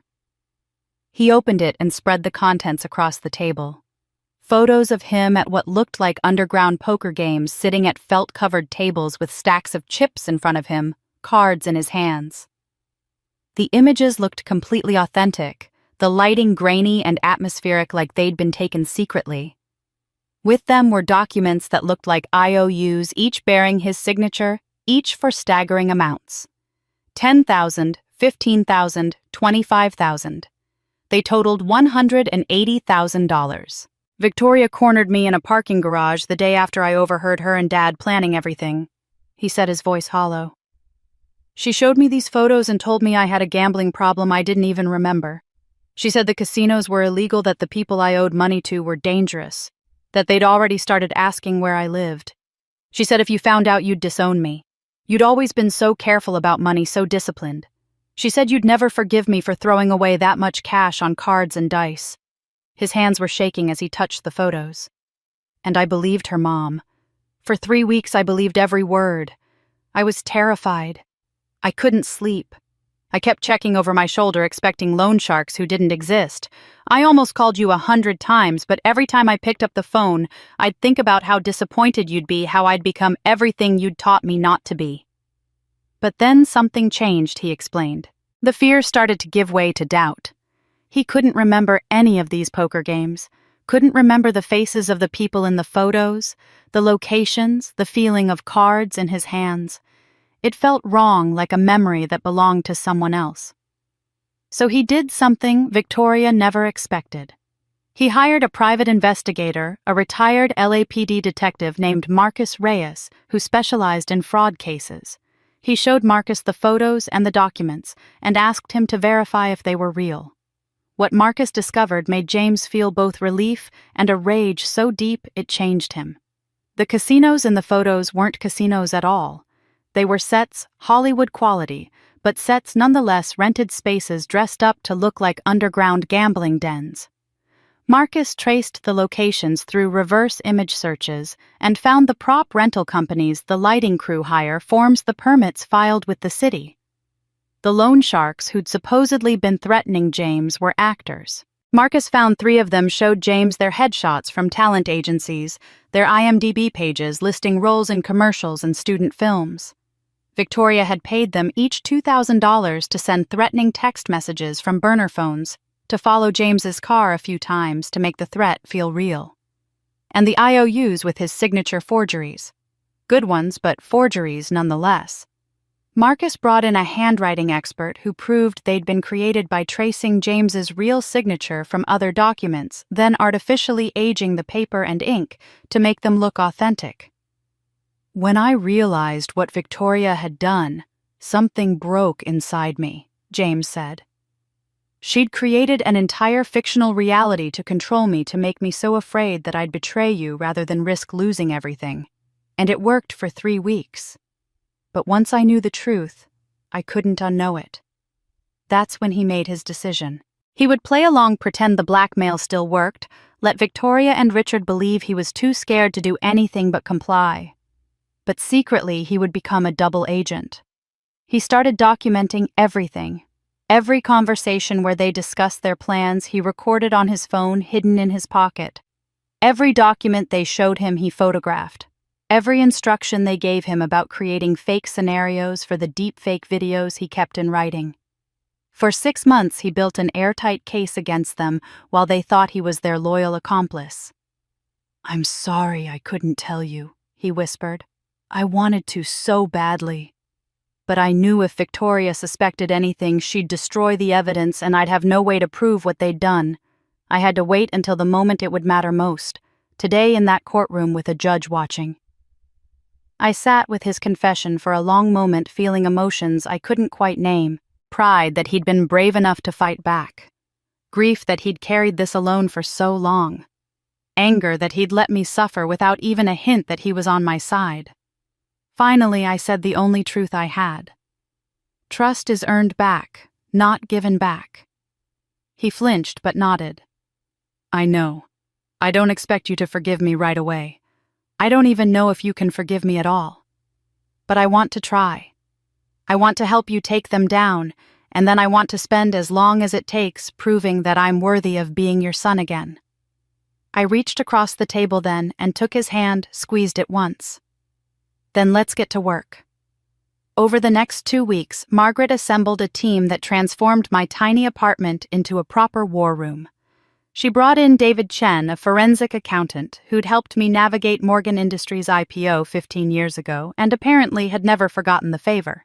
David was in his 60s now, semi-retired, but when Margaret explained what Richard and Victoria had done, he agreed to review all the financial documents we'd collected.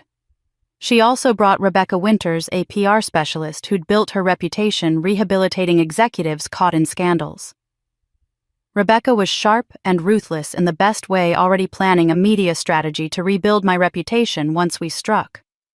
And finally, there was Thomas Wright, a business broker who specialized in hostile takeovers and corporate vulnerabilities. Thomas had made his fortune identifying weak points in companies and exploiting them for his clients. Now he would use those skills to help me reclaim what was mine. David spent 3 days reviewing the hidden lawsuit documents, the expense reports my former employees had shared, and the financial data James Patterson had collected through his monitoring software. On the 4th day, he called an emergency meeting in my apartment. His face was grim as he opened his laptop and showed us what he'd found. "Richard has been moving money offshore," David said.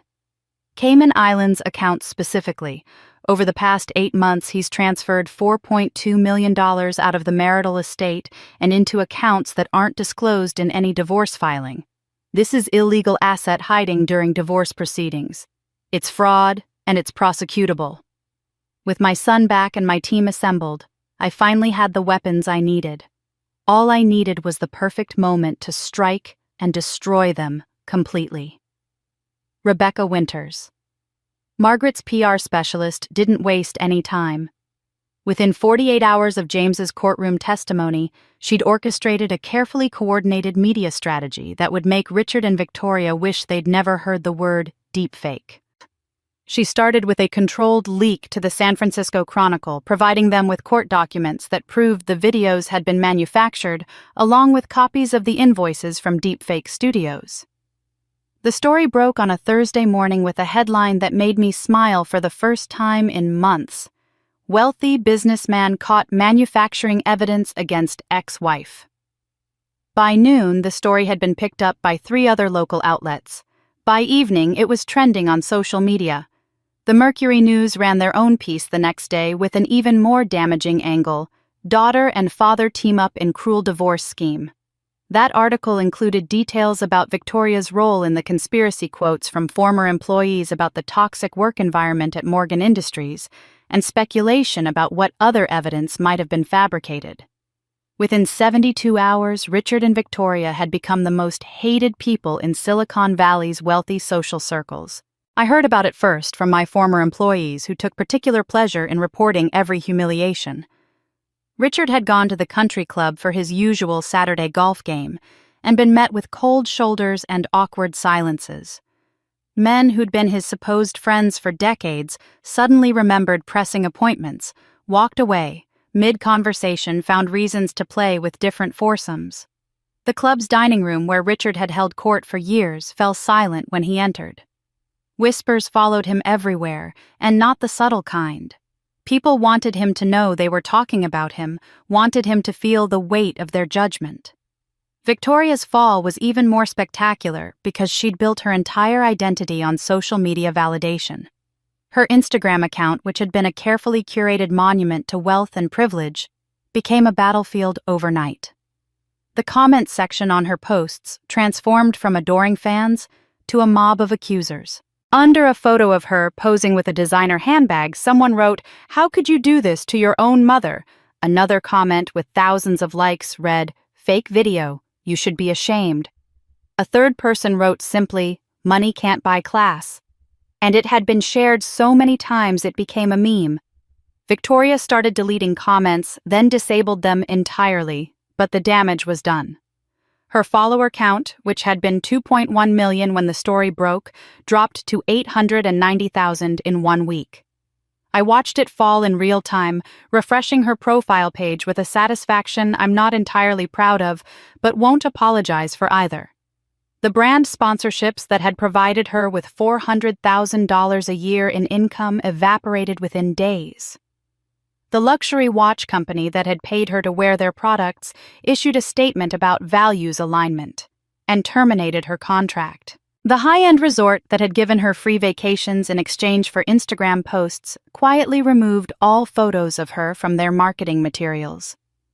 The fashion brands that had sent her free clothes requested them back. And her high society friends, the ones who'd posed with her at charity galas and exclusive events, blocked her numbers. I know because one of them, Melissa Hartford, called me directly to apologize for abandoning me during the divorce. She told me that Victoria had been texting frantically, trying to explain, trying to salvage relationships, but no one was responding. The same women who'd commented heart emojis on every post were now pretending Victoria didn't exist. But perhaps the most devastating blow came from their own neighborhood. The estates at Woodside, where they'd been living in the mansion they'd stolen from me, was the kind of exclusive subdivision where reputation mattered more than money. The Homeowners Association, led by a retired judge named Patricia Morrison, started a petition to maintain community values and standards. The language was carefully neutral, never mentioning Richard or Victoria by name, but everyone knew exactly who it targeted. The petition cited concerns about residents whose public behavior reflects poorly on the community and called for a review of homeowner conduct standards. It was essentially an attempt to force them out through social pressure, and it was remarkably effective. 23 of the 30 households signed within a week. Dinner party invitations, which had once arrived regularly in their mailbox, stopped completely. The neighborhood's annual summer barbecue happened without them, and no one even pretended it was an oversight. Richard's golf buddies made excuses every time he suggested meeting up. One of them, Thomas Chen, finally told him bluntly that being seen with Richard was bad for business and suggested they take a break from their friendship until things settled down. Even the yacht club, where Richard had been a proud member for 15 years, sent him a formal letter asking him to consider resigning due to reputation concerns affecting other members. The letter was polite but firm, explaining that several families had expressed discomfort with his continued presence, and that the club's board felt it was in everyone's best interest if he stepped away voluntarily rather than face a formal expulsion hearing. Margaret received a call from Patricia Chen, Richard's lawyer, just 2 weeks after the courtroom disaster. Patricia requested a private meeting, and Margaret recorded it with her permission. What Patricia said made it clear that the game had fundamentally changed. Judge Brennan had called Patricia into her chambers and told her off the record that she was seriously considering referring the matter to the district attorney for criminal prosecution. Evidence fabrication, perjury, conspiracy to defraud the court. These weren't civil matters that could be settled with money. These were felonies that could result in prison time. The judge had suggested in the strongest possible terms that Patricia advise her clients to settle immediately and generously, to give me everything I was asking for, and more, because the alternative was criminal charges that would destroy whatever remained of their lives. Patricia, to her credit, had apparently delivered that message to Richard and Victoria in equally stark terms. The power dynamic had completely flipped. They'd gone from holding all the cards to begging for mercy, and we both knew it. Their money couldn't protect them anymore. They were becoming pariahs in the very society they tried to impress. And I wasn't done yet. While the social humiliation was satisfying, I knew it wasn't enough. Richard and Victoria could survive being pariahs if they still had money and power. What I needed was to attack the source of that power directly, Morgan Industries itself. I spent 3 days reviewing the intelligence my network of former employees had been feeding me, looking for the perfect pressure point, the single vulnerability that would cause maximum damage. Thomas Wright, the business broker on my team, helped me identify it. The company's largest client was TechCore Solutions, a multinational corporation that accounted for $12 million in annual revenue, roughly 30% of Morgan Industries' total income. The contract was up for renewal in 6 weeks, and according to my sources inside both companies, TechCore's CEO Richard Chen was increasingly unhappy with the declining service quality. But Richard Chen was also loyal not to my ex-husband or Victoria, but to the reputation I had built over 2 decades of impeccable service and personal attention to his company's needs. He remembered the Catherine Morgan, who had personally overseen his account, who had called him directly when problems arose, who had treated his business like it was the only one that mattered. That loyalty was the only thing keeping TechCore from walking away, and I intended to sever it. Rebecca Winters arranged for me to attend a charity gala honoring tech industry leaders, an event she knew Richard Chen would be attending. I bought a simple black dress from a consignment shop, had my hair done for the first time in months, and walked into that ballroom like I belonged there. Because I did belong there more than Richard or Victoria ever would. Richard Chen was standing near the bar talking with 2 other executives when I approached. He recognized me immediately, his face lighting up with genuine warmth. We'd always had a good professional relationship, and unlike so many others, he seemed unbothered by the scandal. He excused himself from his conversation and came over to greet me, asking how I was holding up, expressing sympathy for what I'd been through. I thanked him graciously, and we talked for 20 minutes about industry trends, mutual acquaintances, everything except Morgan Industries. But eventually, as I knew he would, he brought it up. "Catherine, I have to ask. We've been having some issues with service delivery lately. Response times are slower, quality control isn't what it used to be. I know you're not involved anymore, but is everything okay over there?" I chose my words very carefully, keeping my tone neutral, almost regretful. "I'm no longer involved in day-to-day operations, so I can't speak to current quality standards. I only built the foundation. What happens now is beyond my control." I paused, letting that sink in. "But I will say this, Richard. The company you knew, the one that prioritized your needs above everything else, that was built on a specific philosophy. Whether that philosophy survived the ownership change well, that's something only you can evaluate. He understood immediately. I could see it in his eyes, the way his expression shifted from friendly concern to professional calculation. He thanked me for my honesty, and we parted ways cordially. I left the gala knowing I'd planted exactly the seed I needed to plant. 2 weeks later, TechCore conducted a surprise service audit of Morgan Industries. They sent their quality assurance team to review delivery timelines, product specifications, customer service, response rates, everything covered in their contract. What they found was damning. Multiple deliveries had been delayed by weeks with no communication. Quality control checks had been skipped to save time. Customer service representatives, understaffed and undertrained after Victoria's cost-cutting measures, were taking days to respond to urgent requests.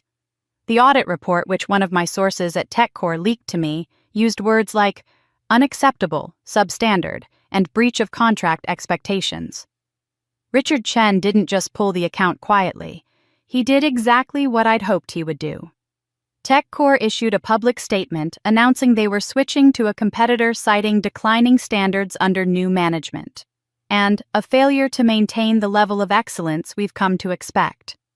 The statement was picked up by every major tech industry publication. By noon, Morgan Industries' stock had dropped 12%. By market close, it was down 31%. Richard's paper wealth, the fortune he'd stolen from me, decreased by $8.7 million in a single trading day. I watched it happen from my apartment, refreshing the stock ticker on my laptop, and felt a satisfaction so pure it was almost frightening. But the most delicious detail came from James Patterson, who'd been monitoring Victoria's communications the entire time. He called me that evening with news that made me laugh out loud for the first time in months. Victoria had been systematically undermining the TechCore relationship for 6 months without even realizing it. She'd treated their representatives rudely during meetings, dismissed their concerns as unimportant, delayed responding to their requests because she assumed the account was secured forever, based on the company's history. She'd taken the loyalty that I had earned through decades of careful relationship building and assumed it would transfer to her automatically like inherited property. Her arrogance had blinded her to the fact that business relationships are personal, that they require cultivation and respect, that they can disappear the moment you stop deserving them. She'd caused their biggest loss through nothing but her own insufferable sense of entitlement. This was only the beginning. I'd taken one brick from their empire. Now I'd watch as the whole structure began to collapse. The TechCore loss was just the opening salvo. Rebecca Winters had been planning something far more comprehensive, something that would transform Richard and Victoria from disgraced socialites into a national cautionary tale. 2 weeks after the stock crash, Forbes published an exposé that Rebecca had been quietly feeding information to for over a month. The article's title alone was devastating: "The Hostile Takeover That Backfired: How Greed Destroyed a Family Business." The piece was 12 pages long in print and included everything: the fake courtroom videos and the invoice from Deepfake Studios, the hidden class action lawsuit that Richard and Victoria had tried to saddle me with, the financial mismanagement, the delayed paychecks, the sexual harassment complaints that had been buried with NDAs. But what made it truly damning was the human element. The journalist had interviewed 8 former employees who'd been fired during the takeover, and they told their stories with devastating honesty. Sarah from marketing described watching Victoria mock me in meetings, calling me the old guard that needed to be cleared out. Michael from finance detailed how Richard had used company funds for personal luxuries while telling employees there wasn't money for raises. Robert from client services explained how service quality had collapsed under incompetent leadership, how clients he'd spent years cultivating had been driven away by Victoria's arrogance. The article also included commentary from industry experts, business ethics professors, and corporate governance specialists, all condemning the family's actions in the strongest possible terms. One Harvard Business School professor was quoted saying, "This case will be taught for decades as an example of how not to conduct a succession transition. The Morgan family's greed and cruelty destroyed a company that could have thrived for generations. The article went viral within hours of publication. 4.3 million people viewed it in the first week alone. It was shared on every social media platform, discussed on business news shows, referenced in dozens of follow-up pieces. Richard and Victoria had become famous, but for all the wrong reasons. But Rebecca wasn't finished. She'd been monitoring Victoria's schedule through sources at various organizations, and she'd discovered something perfect. Victoria had been invited to receive the Young Entrepreneur of the Year award from the Pacific Business Forum, a prestigious organization that honored rising stars in the tech and business world. The invitation had been sent 3 months ago, before the scandal broke, before the courtroom disaster, before anyone knew the truth about how Victoria had stolen her position. The organization couldn't legally rescind the invitation without opening themselves to a lawsuit, so they were trapped. They had to let Victoria attend, even though everyone involved now regretted the decision. Victoria, desperate to salvage what remained of her reputation, decided to attend anyway. I think she believed that if she could just get in front of people, if she could give her prepared speech about innovation and leadership, she could somehow spin the narrative back in her favor. She'd always been good at presenting a polished exterior, at making people believe what she wanted them to believe. She thought she could do it one more time. The ceremony was held at the Fairmont Hotel's Grand Ballroom, a glittering affair with 800 attendees, including tech executives, venture capitalists, journalists, and local politicians. The event was being live-streamed to 50,000 viewers who'd registered to watch online. It was one of the most prestigious gatherings in the Bay Area business community, exactly the kind of audience Victoria had always craved. I didn't attend in person, but Rebecca had arranged for me to watch the live stream from my apartment. Margaret came over to watch with me, bringing wine and a grim smile that suggested she knew something I didn't. The ceremony proceeded normally through the first hour. 3 other awards were presented to various business leaders, each one receiving polite applause and giving brief acceptance speeches. Then came Victoria's category. The host, a well-known tech journalist named Amanda Foster, announced the Young Entrepreneur of the Year award and began reading Victoria's biography, describing her role at Morgan Industries, her supposed accomplishments, her vision for the future. I watched Victoria walk onto that stage in a designer gown that probably cost $20,000. Her head held high, her smile practiced and perfect. She looked confident, even defiant, like she was daring anyone to challenge her right to be there. But as she reached the center of the stage, Amanda Foster paused awkwardly, her smile freezing on her face. She glanced off stage, clearly receiving some kind of signal, and her expression shifted from professional warmth to visible discomfort. Then David Morrison, the president of the Pacific Business Forum, walked onto the stage and took the microphone from Amanda's hand. The ballroom went silent. David was a respected figure in the business community, known for his integrity and no-nonsense approach to leadership. He stood at the podium and spoke directly into the microphone, his voice clear and firm. "Ladies and gentlemen, we've become aware of concerning information about this year's recipient. After an emergency board review conducted this afternoon, we've decided to rescind this award." The ballroom erupted in whispers and gasps. Victoria stood frozen, her smile still fixed on her face like a mask, clearly not processing what was happening. Then, the massive screen behind the stage, which had been displaying the Pacific Business Forum logo, suddenly lit up with something else entirely. It was a montage professionally edited and brutally effective. News headlines scrolled across the screen. "Businessman caught manufacturing evidence against ex-wife." "Daughter orchestrates elaborate betrayal." "Morgan Industries stock crashes after client exodus."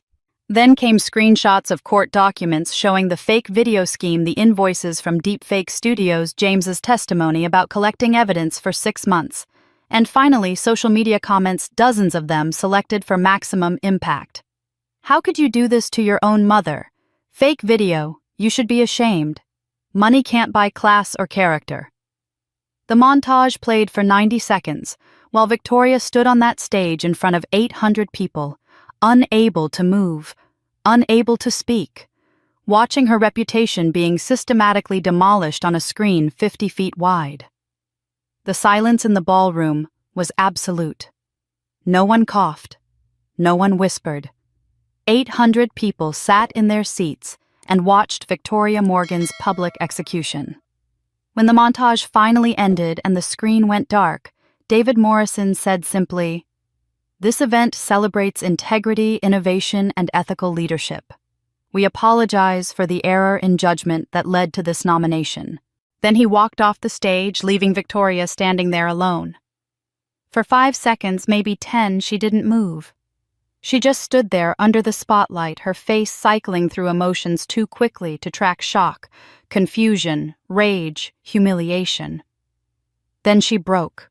She turned and ran off the stage, her high heels clicking against the floor, her hand covering her face, and I could see even through the live-stream camera that she was crying.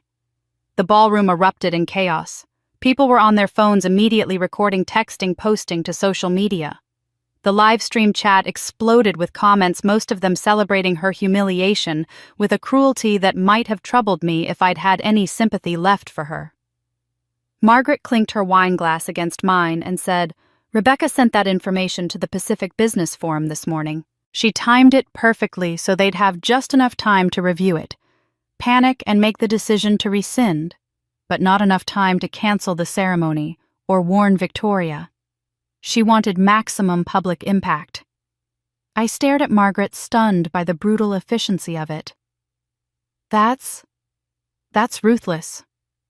That's war," Margaret said simply. "And you're winning." The video of Victoria's humiliation went viral within hours.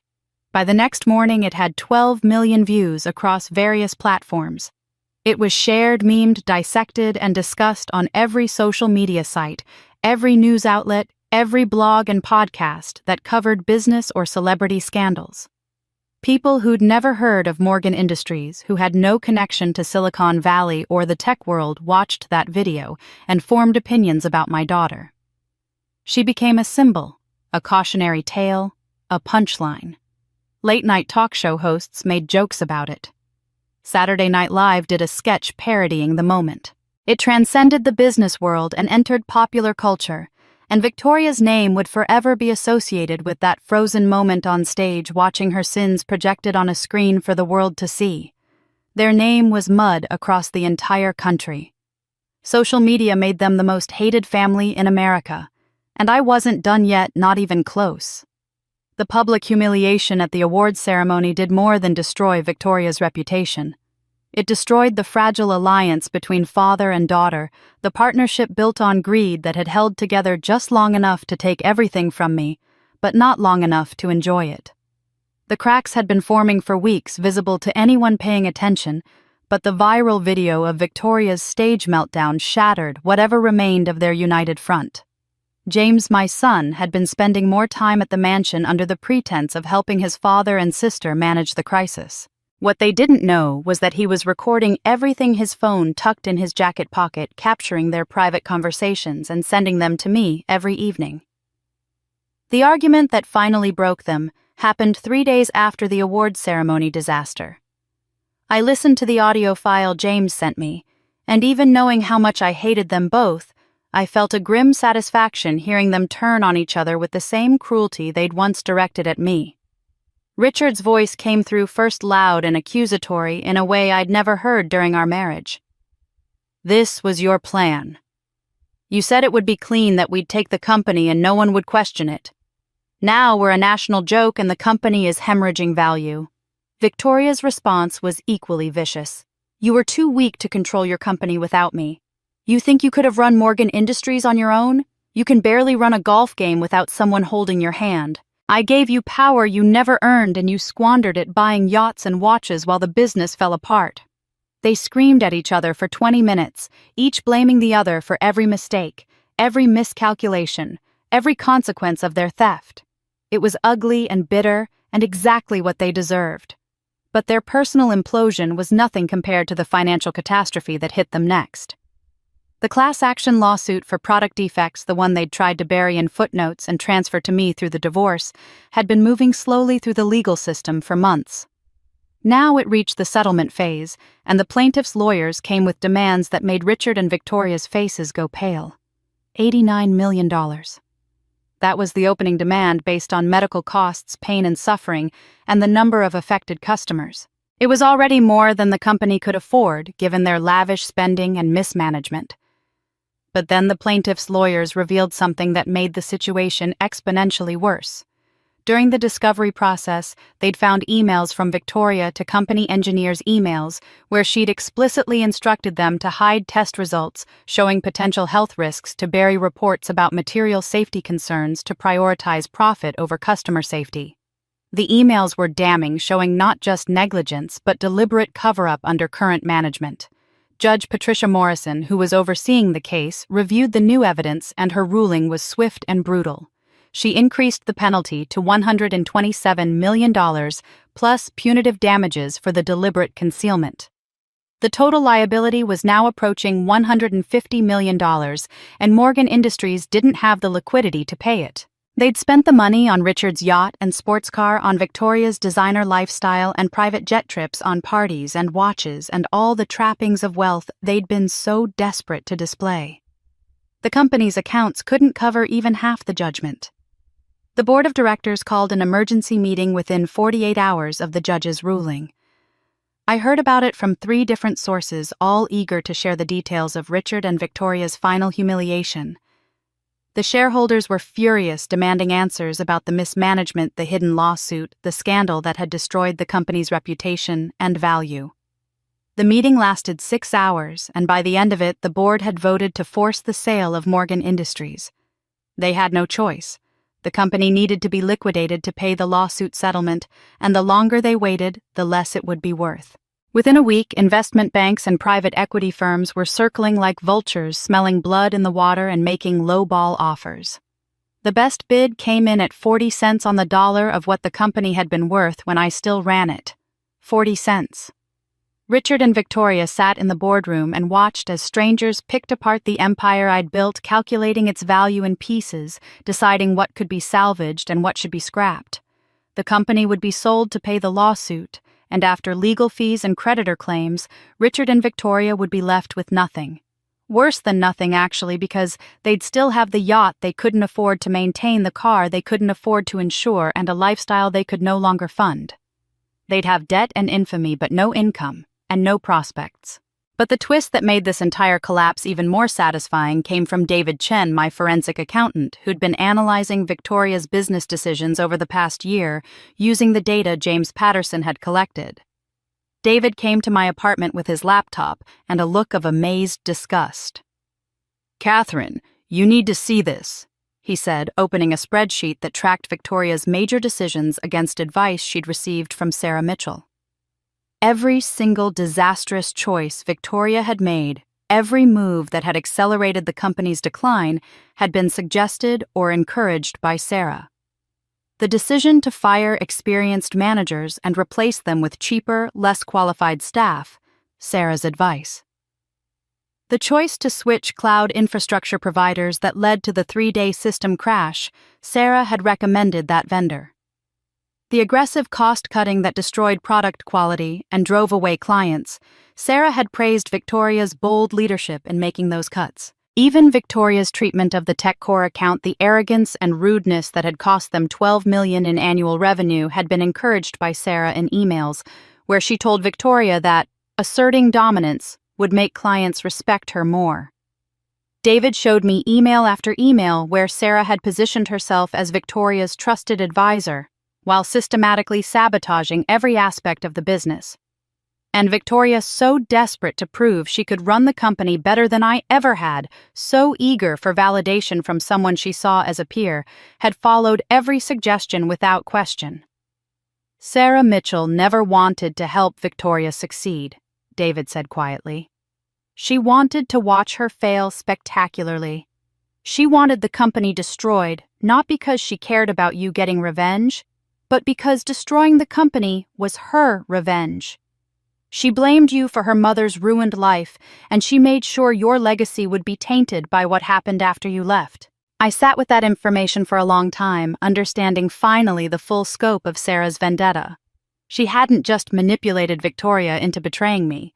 She'd manipulated Victoria into becoming the instrument of her own destruction, into demolishing everything she'd stolen so thoroughly that when it was over, there would be nothing left but ashes and regret. Victoria realized it too, eventually. James told me he'd found her in the mansion's study holding printed copies of Sarah's emails, finally seeing the pattern she'd been too arrogant to notice before. She'd tried calling Sarah dozens of times, but the number was disconnected. She'd sent emails that bounced back as undeliverable. Sarah Mitchell had vanished the moment her work was complete, leaving Victoria to face the consequences alone. Everything they stole was gone, just like I promised. But the cruelest irony, they were destroyed not by me, but by the very person they thought was helping them. The bank moved faster than Richard and Victoria expected. Within 2 weeks of the board voting to force the sale of Morgan Industries, Wells Fargo filed foreclosure proceedings on the mansion. The mortgage payments had been missed for 3 months, something they'd hidden from each other in their mutual denial about how bad things had gotten. On a Thursday morning in late September, moving trucks arrived with sheriff's deputies to enforce the eviction, and I heard about it within an hour from 3 different neighbors who still had my number. One of them, Patricia Morrison, sent me a photo that made me smile despite myself. The circular driveway where I'd been humiliated on my birthday, where Richard and Victoria had celebrated stealing my life, was now filled with deputies and moving trucks and expensive furniture being thrown onto the lawn because there was nowhere else to put it. Neighbors stood at their windows watching just like they'd watched my eviction 4 months ago, and the karmic reversal was so perfect it felt almost scripted. Richard and Victoria stood in that same driveway, arguing their voices loud enough to carry across the manicured lawns, each blaming the other for every decision that had led them to this moment. Victoria's boyfriend, Trevor, the unqualified VP who'd accelerated the company's collapse, had left her 2 weeks ago when the money dried up. He'd moved on to another wealthy woman before Victoria's belongings were even packed, posting photos on Instagram of his new girlfriend's yacht as if the past year had never happened.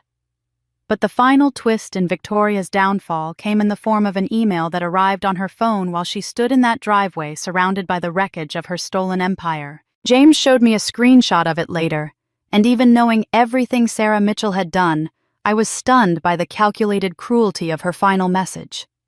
The email was brief-typed in the same clinical font Sarah had always used, but the words were designed to destroy whatever remained of Victoria's sense of reality. I'm your cousin. My mother, your aunt, died hating your mother for stealing the man she loved. I spent 10 years planning this. You were never my partner. You were my weapon. Thanks for destroying your family for me. S.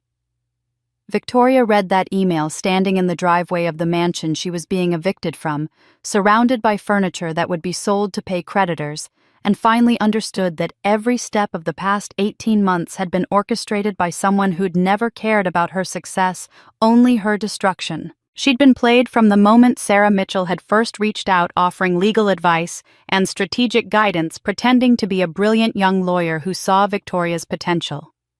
Every piece of advice that had seemed so smart at the time, every decision Victoria had been so proud of making, had been carefully designed to lead her exactly here, to this driveway, to this moment of complete and utter ruin. Victoria showed the email to Richard, and for a brief moment, I think both of them understood they'd been victims of something larger than their own greed, that Sarah Mitchell had used them as instruments in a vendetta that predated their conspiracy against me. But that understanding didn't bring them together. It didn't make them allies in shared victimhood. Instead, it revealed the final truth about their relationship. It had always been transactional, built on mutual benefit rather than genuine loyalty, and when the benefits disappeared, so did whatever had bound them together. Victoria made a choice in that moment that shocked even me when James told me about it later. She'd been planning for this possibility longer than anyone knew, siphoning money from the company into a secret account in Switzerland over the past year. $2.4 million that she'd embezzled using the same creative accounting that had let her hide other financial irregularities. Richard didn't know about it. No one did except Victoria and the Swiss banker who'd helped her set it up. She could have told Richard about the money, could have suggested they pool their remaining resources and rebuild together. Instead, she looked at her father standing in that driveway, the man who'd chosen her over his wife, who'd conspired with her to destroy the woman who'd built everything they'd enjoyed, and she made the same choice he'd taught her to make. She chose herself. "You taught me to take what I want," she told him, her voice cold and clear enough that the deputies could hear. "I learned well." Then she walked to her car, got in, and drove away, leaving Richard standing there surrounded by furniture and moving boxes and the wreckage of his choices.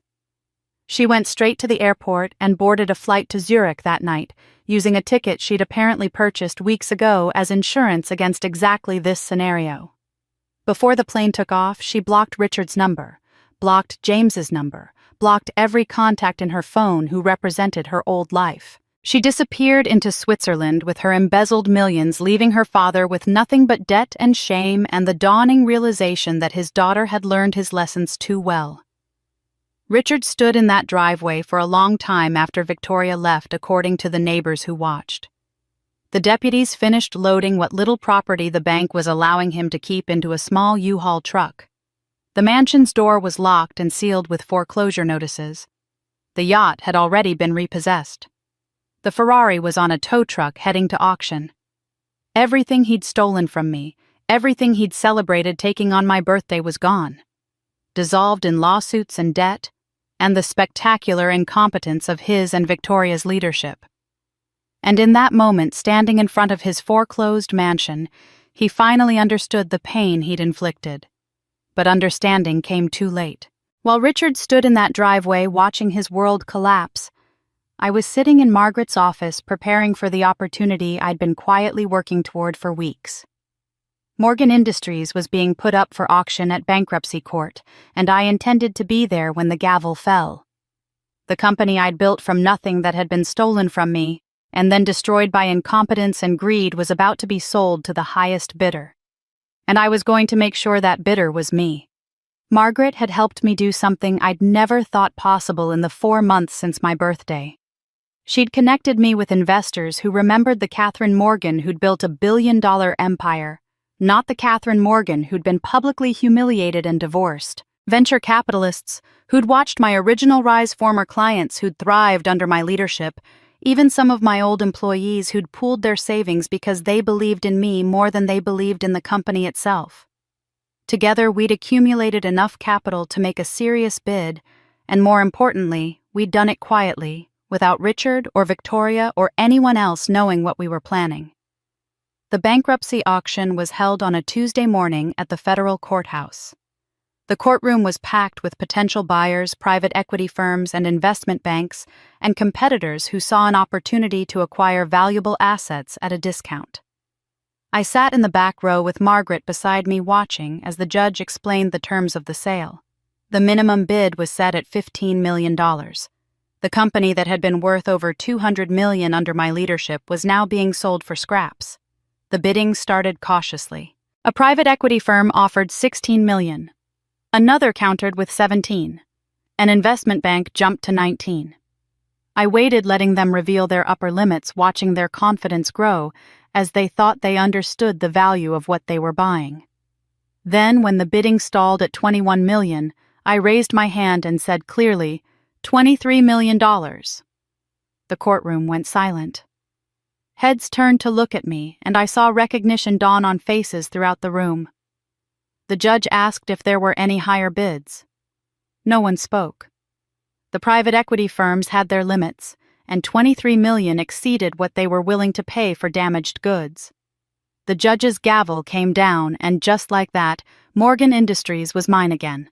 I'd bought it back for $23 million, about 60% of what it had been worth under my leadership, but that was the price of Richard and Victoria's destruction.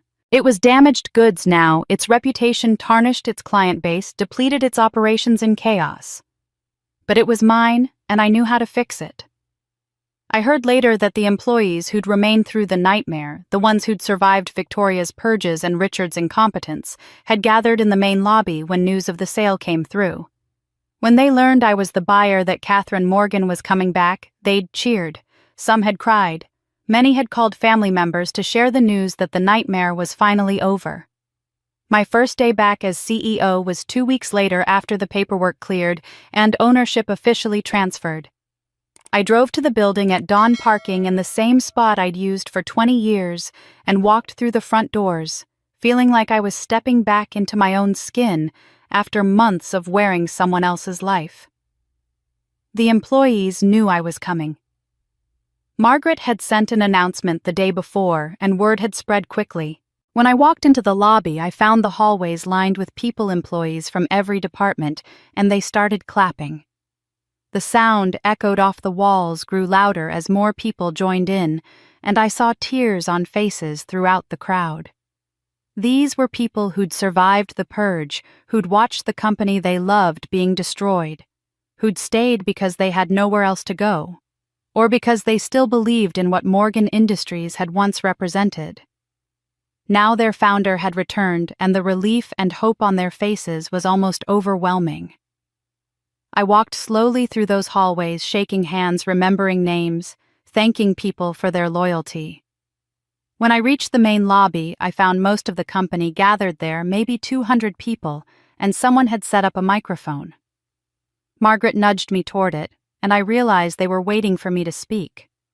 I took the microphone and looked out at the faces watching me, and I chose my words carefully. We're going to rebuild what was destroyed, not for revenge, but for pride, to show that integrity matters more than greed. The applause started before I finished the sentence, building into a standing ovation that lasted 4 minutes. 4 minutes of clapping and cheering and people wiping away tears, and I stood there taking it in, understanding that this moment was bigger than my personal vindication. This was about proving that good work could survive bad leadership, that foundations built on integrity couldn't be destroyed by people who valued only money and power. The media coverage was overwhelming in the best possible way. Rebecca had continued her PR campaign, and now the narrative shifted from woman betrayed to woman triumphant. Business Insider ran the headline, "The Comeback Queen Returns." Forbes published a piece titled, "Woman Betrayed by Family Reclaims Her Empire."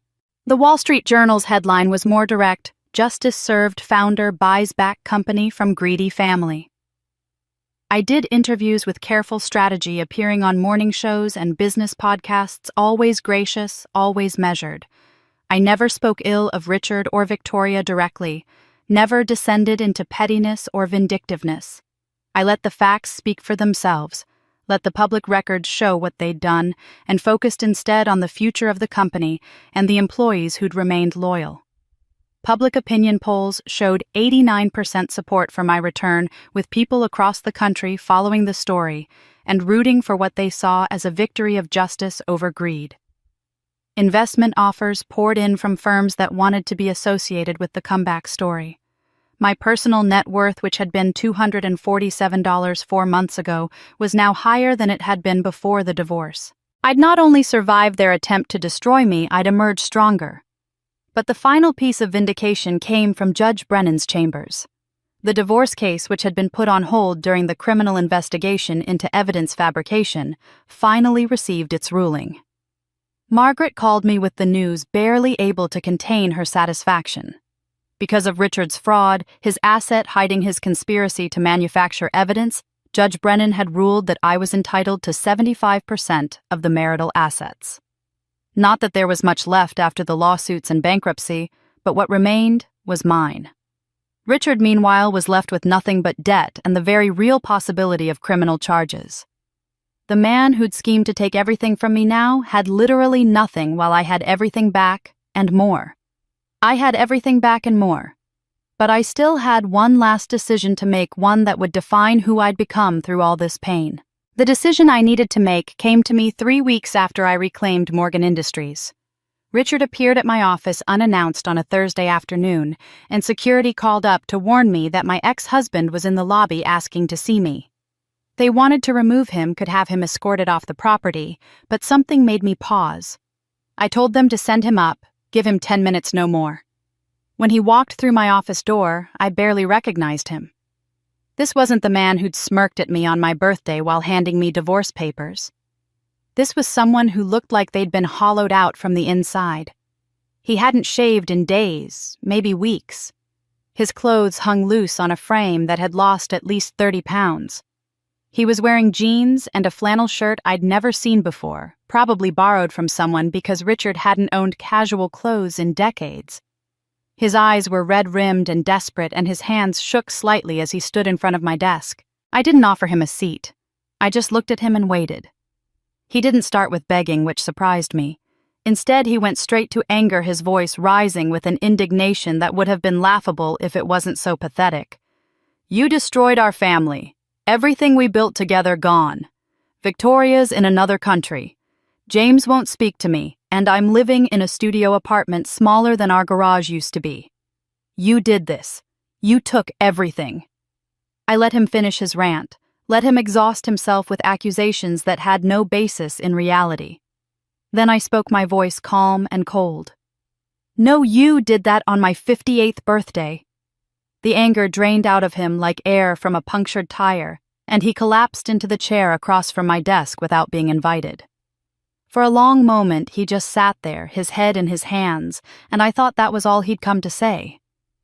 But then he started talking, and what came out was a confession I hadn't expected.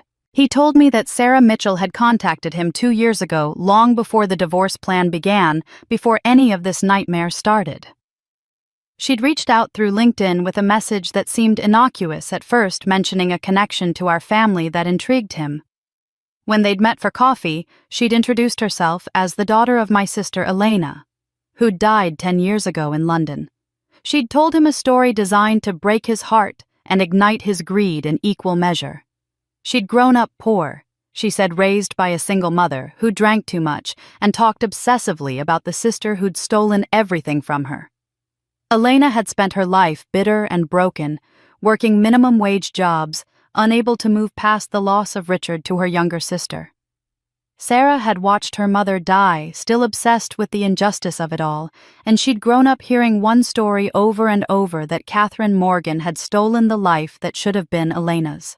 But Sarah hadn't presented herself as vengeful, Richard said. She'd presented herself as pragmatic, as someone who understood business and saw an opportunity. She'd told Richard that he deserved more, that he'd been living in my shadow for too long, that Victoria had real leadership potential that was being wasted. She'd promised to help them, to use her legal expertise to engineer a clean takeover that would leave them wealthy and powerful while I was gracefully removed from the picture. All they had to do was trust her guidance and follow her strategic advice. "She played us all," Richard said, and his voice cracked on the words. "She didn't want to help. She wanted us to destroy each other." He pulled a manila folder from the bag he'd brought with him and spread photos across my desk. Old photos from 30 years ago, images I remembered from family gatherings before Elena disappeared. My sister at 25 laughing at a Christmas party. Elena at 27 standing on a beach somewhere in Europe. And beside those photos, Richard placed a recent image he'd printed from LinkedIn, Sarah Mitchell's professional headshot. The resemblance was uncanny, almost eerie. Sarah had inherited everything from her mother, the same sharp cheekbones, the same dark eyes, the same slight curve to her smile that could look warm or cruel depending on the context. She was Elena's daughter, in every visible way carrying her mother's face into a revenge plot that had consumed 2 years of planning and destroyed an entire family. But Richard had more to tell me, and each revelation was more devastating than the last. He'd been tracking Sarah's movements over the past month, trying to understand what had happened, trying to find some way to undo the damage. What he'd discovered was that Sarah's revenge hadn't ended with the destruction of Morgan Industries or the public humiliation of Richard and Victoria. It had continued all the way to Switzerland, where Victoria had fled with her embezzled millions. Sarah had contacted Victoria there, Richard said. She'd somehow found her, befriended her, presented herself as an ally who understood what Victoria was going through. And she'd convinced Victoria to invest her remaining $2.4 million in what she described as a guaranteed cryptocurrency opportunity, a can't-miss investment that would help Victoria rebuild her life and maybe even fund a comeback. It was a scam, Of course it was a scam. Sarah had taken the money and disappeared, vanishing into the digital ether the same way she'd vanished from Richard and Victoria's lives after the company collapsed. Victoria was now in Zurich with nothing broke and alone in a foreign country with no friends, no family who would speak to her, and no prospects for recovery. She'd gone from stealing everything to losing everything in less than 6 months. I sat with Richard's confession for a long moment, understanding finally the full scope of what Sarah Mitchell had done. Her revenge hadn't been about helping me or punishing the people who'd betrayed me. It had been about proving a point, about demonstrating that greed destroys everything it touches, that people who build their lives on betrayal and theft will eventually turn on each other until nothing remains but ash and regret. She'd wanted to show that my family's willingness to destroy me for money would inevitably lead them to destroy each other. And she'd been proven right. Victoria had betrayed Richard the same way they'd both betrayed me. Richard had lost everything, the same way he'd tried to make me lose everything. And Sarah had walked away with millions while the family she'd manipulated tore itself apart. Richard looked at me across the desk, his eyes pleading for something I wasn't sure I had to give. "I know I don't deserve your forgiveness," he said quietly. "I know what I did was unforgivable. But we were both victims of Sarah's manipulation. She used our worst impulses against us, and we were too greedy to see it. I'm not asking you to forget what I did. I'm just asking you to understand that I've lost everything too, and maybe that's punishment enough." He sat across from me, broken and pathetic. For a moment I saw the man I married 30 years ago. But that man was dead, and I had to decide mercy or justice. I told Richard I would think about his request for mercy, but I sent him away without making any promises. The truth was, I didn't know what mercy looked like anymore, or whether he deserved it. That question became more complicated 3 months later, when my phone rang from an unknown number on a Sunday afternoon. I almost didn't answer, but something made me pick up. Victoria's voice on the other end was barely recognizable, small and broken in a way I'd never heard before. "Mom, please, I need to talk to you. Just once. I'm back in the country and I'm begging you for 10 minutes, please." I should have hung up.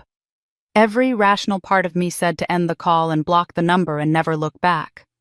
But there was something in her voice, a desperation that went beyond manipulation or strategy, that made me pause. Against my better judgment, I agreed to meet her at a neutral location, a coffee shop in a neighborhood where neither of us had history. I arrived early and chose a table in the back corner where we could talk without being overheard. When Victoria walked through the door 15 minutes later, I had to look twice to confirm it was actually her.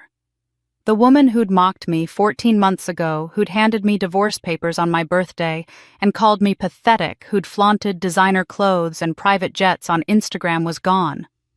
In her place was someone who looked like they'd been broken down to their component parts and reassembled incorrectly. Her designer clothes had been replaced by Target Basics jeans and a plain sweater that had seen better days. She wore no makeup, and I could see dark circles under her eyes that cosmetics had always hidden before. She'd lost weight, probably 20 pounds, and her hair hung unwashed and limp around her shoulders. She looked like someone who'd been sleeping in her car or on friends' couches, which for all I knew was exactly what she'd been doing. She sat down across from me without ordering anything, probably because she couldn't afford a $5 coffee, and for a long moment, neither of us spoke. Then she started talking, and what came out was something between an apology and a confession. She admitted that Sarah Mitchell had manipulated her, had used her insecurities and ambitions as weapons against both of us. But then she said something I hadn't expected. She admitted she'd wanted to believe Sarah had been eager to accept the narrative that I was the problem, and she was the solution. "I always felt like I could never measure up to you," she said, her voice shaking. "Dad told me you loved the company more than us, that you chose work over family every time. Sarah told me I deserved what you built, because you neglected me for work, because you were a terrible mother who only cared about success. I wanted to believe I was the victim so I didn't have to feel guilty about betraying you." She looked at me with eyes that were genuinely pleading, searching for some sign that I understood that I might absolve her of the choices she'd made. "I was jealous of you my entire life. You were brilliant and successful, and everyone admired you, and I was just your daughter living in your shadow." Sarah gave me permission to take what I thought should have been mine all along. She made me feel justified. I listened to her confession calmly, letting her finish without interruption. Then I spoke, and my voice was steady and clear. "You had a choice every step of the way. You could have talked to me. Instead, you destroyed me on my birthday, took joy in my pain, and stole what I built. You're sorry because you lost, not because you were wrong." Victoria's face crumpled and she started crying, not the delicate tears of someone trying to manipulate, but the ugly, desperate crying of someone who'd finally understood what they'd done. She didn't try to argue with me or defend herself. She just nodded through her tears and admitted it was true. "Can you ever forgive me?" she asked, and her voice was so small I almost didn't hear it.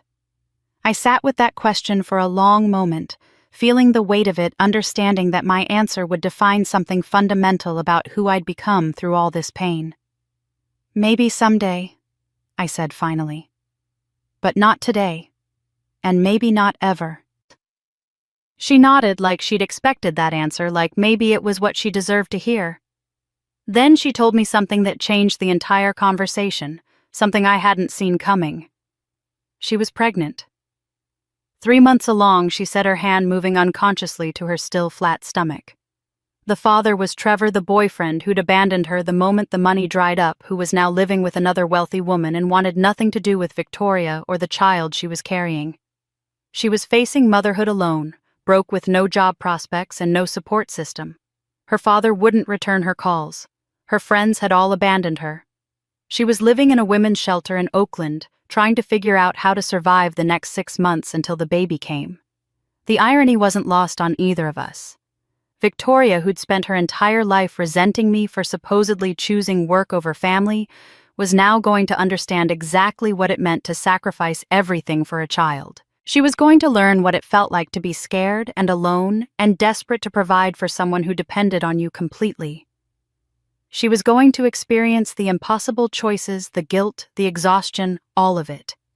And she was going to do it without the resources or support system I'd had, without the company I'd built to give my children a better life. I stood up from the table, gathering my coat, preparing to leave. Victoria looked up at me with panic in her eyes, like she'd thought maybe this conversation would end differently, that maybe I'd offer her money or help or some path back to redemption.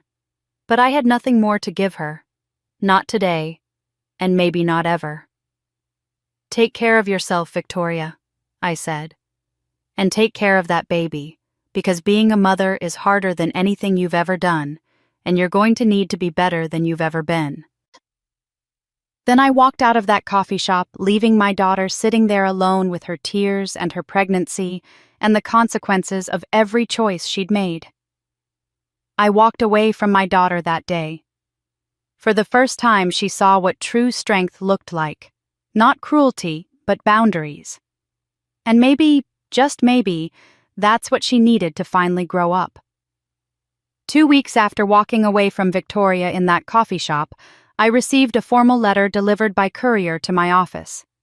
It was printed on expensive legal stationery, the kind that announced its importance before you even opened the envelope. The letter was brief and professional, requesting a meeting to settle outstanding family affairs, and signed by Sarah Mitchell-esque. She'd finally decided to show herself not through anonymous documents or manipulated proxies, but face to face. I called Margaret immediately and told her to clear her afternoon. Then I called James, my son, and asked if he'd be willing to serve as a witness to whatever was about to happen. He agreed without hesitation, and I think we both understood that this meeting would be the final chapter in a story that had consumed the past year of our lives. Sarah chose the location, an upscale restaurant in downtown San Francisco, the kind of place where business deals were made and power was displayed through wine selections and table positions. We arrived together, the three of us, and were shown to a private dining room where Sarah was already waiting. She stood when we entered, and the resemblance to my sister Elena was so striking it took my breath away for a moment. Sarah was 28 now, exactly the age Elena had been when I'd last seen her before she disappeared to Europe. She had Elena's sharp cheekbones, her dark eyes, her confident posture that could shift between warmth and coldness in an instant. She was polished and professional in an expensive suit, her hair perfectly styled, her makeup subtle but flawless. This was a woman who'd spent 10 years planning this moment, and she looked every bit the successful lawyer she'd become. We sat down across from each other, and Sarah didn't waste time on pleasantries or pretend this was a social occasion. She began with a statement that was clearly rehearsed, delivered with the practiced confidence of someone presenting a case in court. My mother died believing she was worthless because she lost a man to her richer sister. I grew up watching her drink herself to death, obsessed with you. I believe I deserve compensation for my mother's suffering. There was no apology in her voice, no acknowledgement of the destruction she'd caused. She presented herself as someone seeking justice for a wrong that had never been righted, a daughter honoring her mother's memory by claiming what should have been Elena's all along. Margaret shifted beside me, ready to object or argue, but I touched her arm and she stayed silent. I wanted to hear everything Sarah had to say, wanted to understand the full scope of what she believed she was owed. Sarah produced a folder from her briefcase and slid it across the table. Inside were legal documents carefully organized and professionally presented. The centerpiece was a will allegedly from my grandmother who had died 25 years ago that supposedly left 1/3 of the family's jewelry and heirlooms to Elena.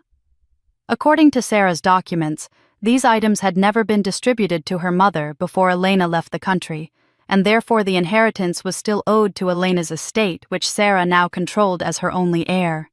She'd had the documents analyzed by experts, she said, and they were authentic. The jewelry and heirlooms would be worth approximately $4 million at current market value, and Sarah was prepared to accept either that amount in cash or an equivalent value in Morgan Industries shares as settlement of her mother's claim.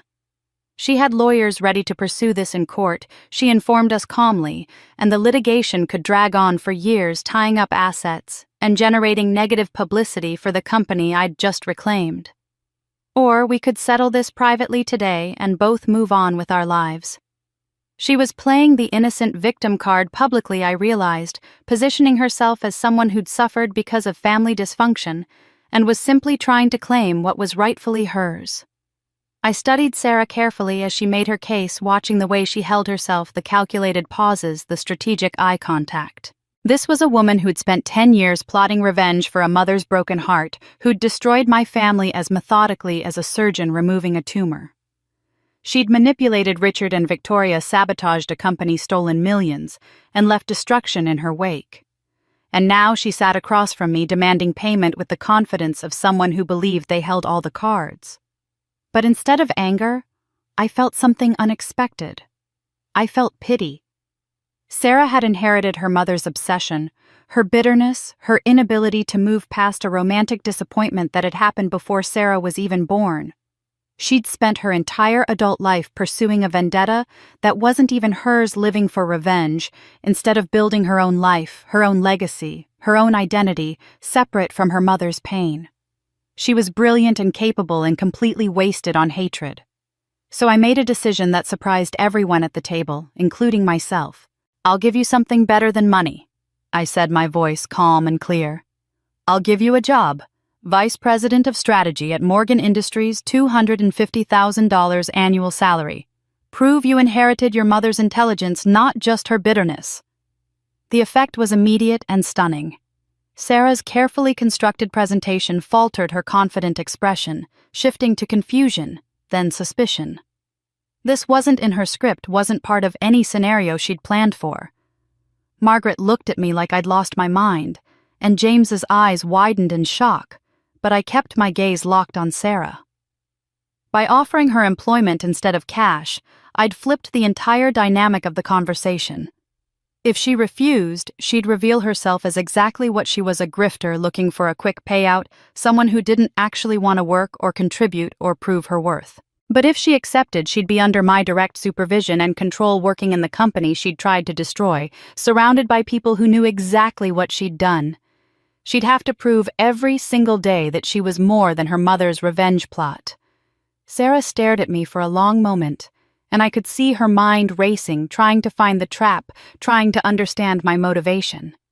Finally, she asked the question I'd been waiting for. "Why would you do this?" I leaned forward slightly, holding her gaze.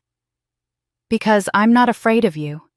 And maybe, just maybe, I can save you from becoming exactly like your mother." Sarah sat frozen, her carefully planned shakedown crumbling.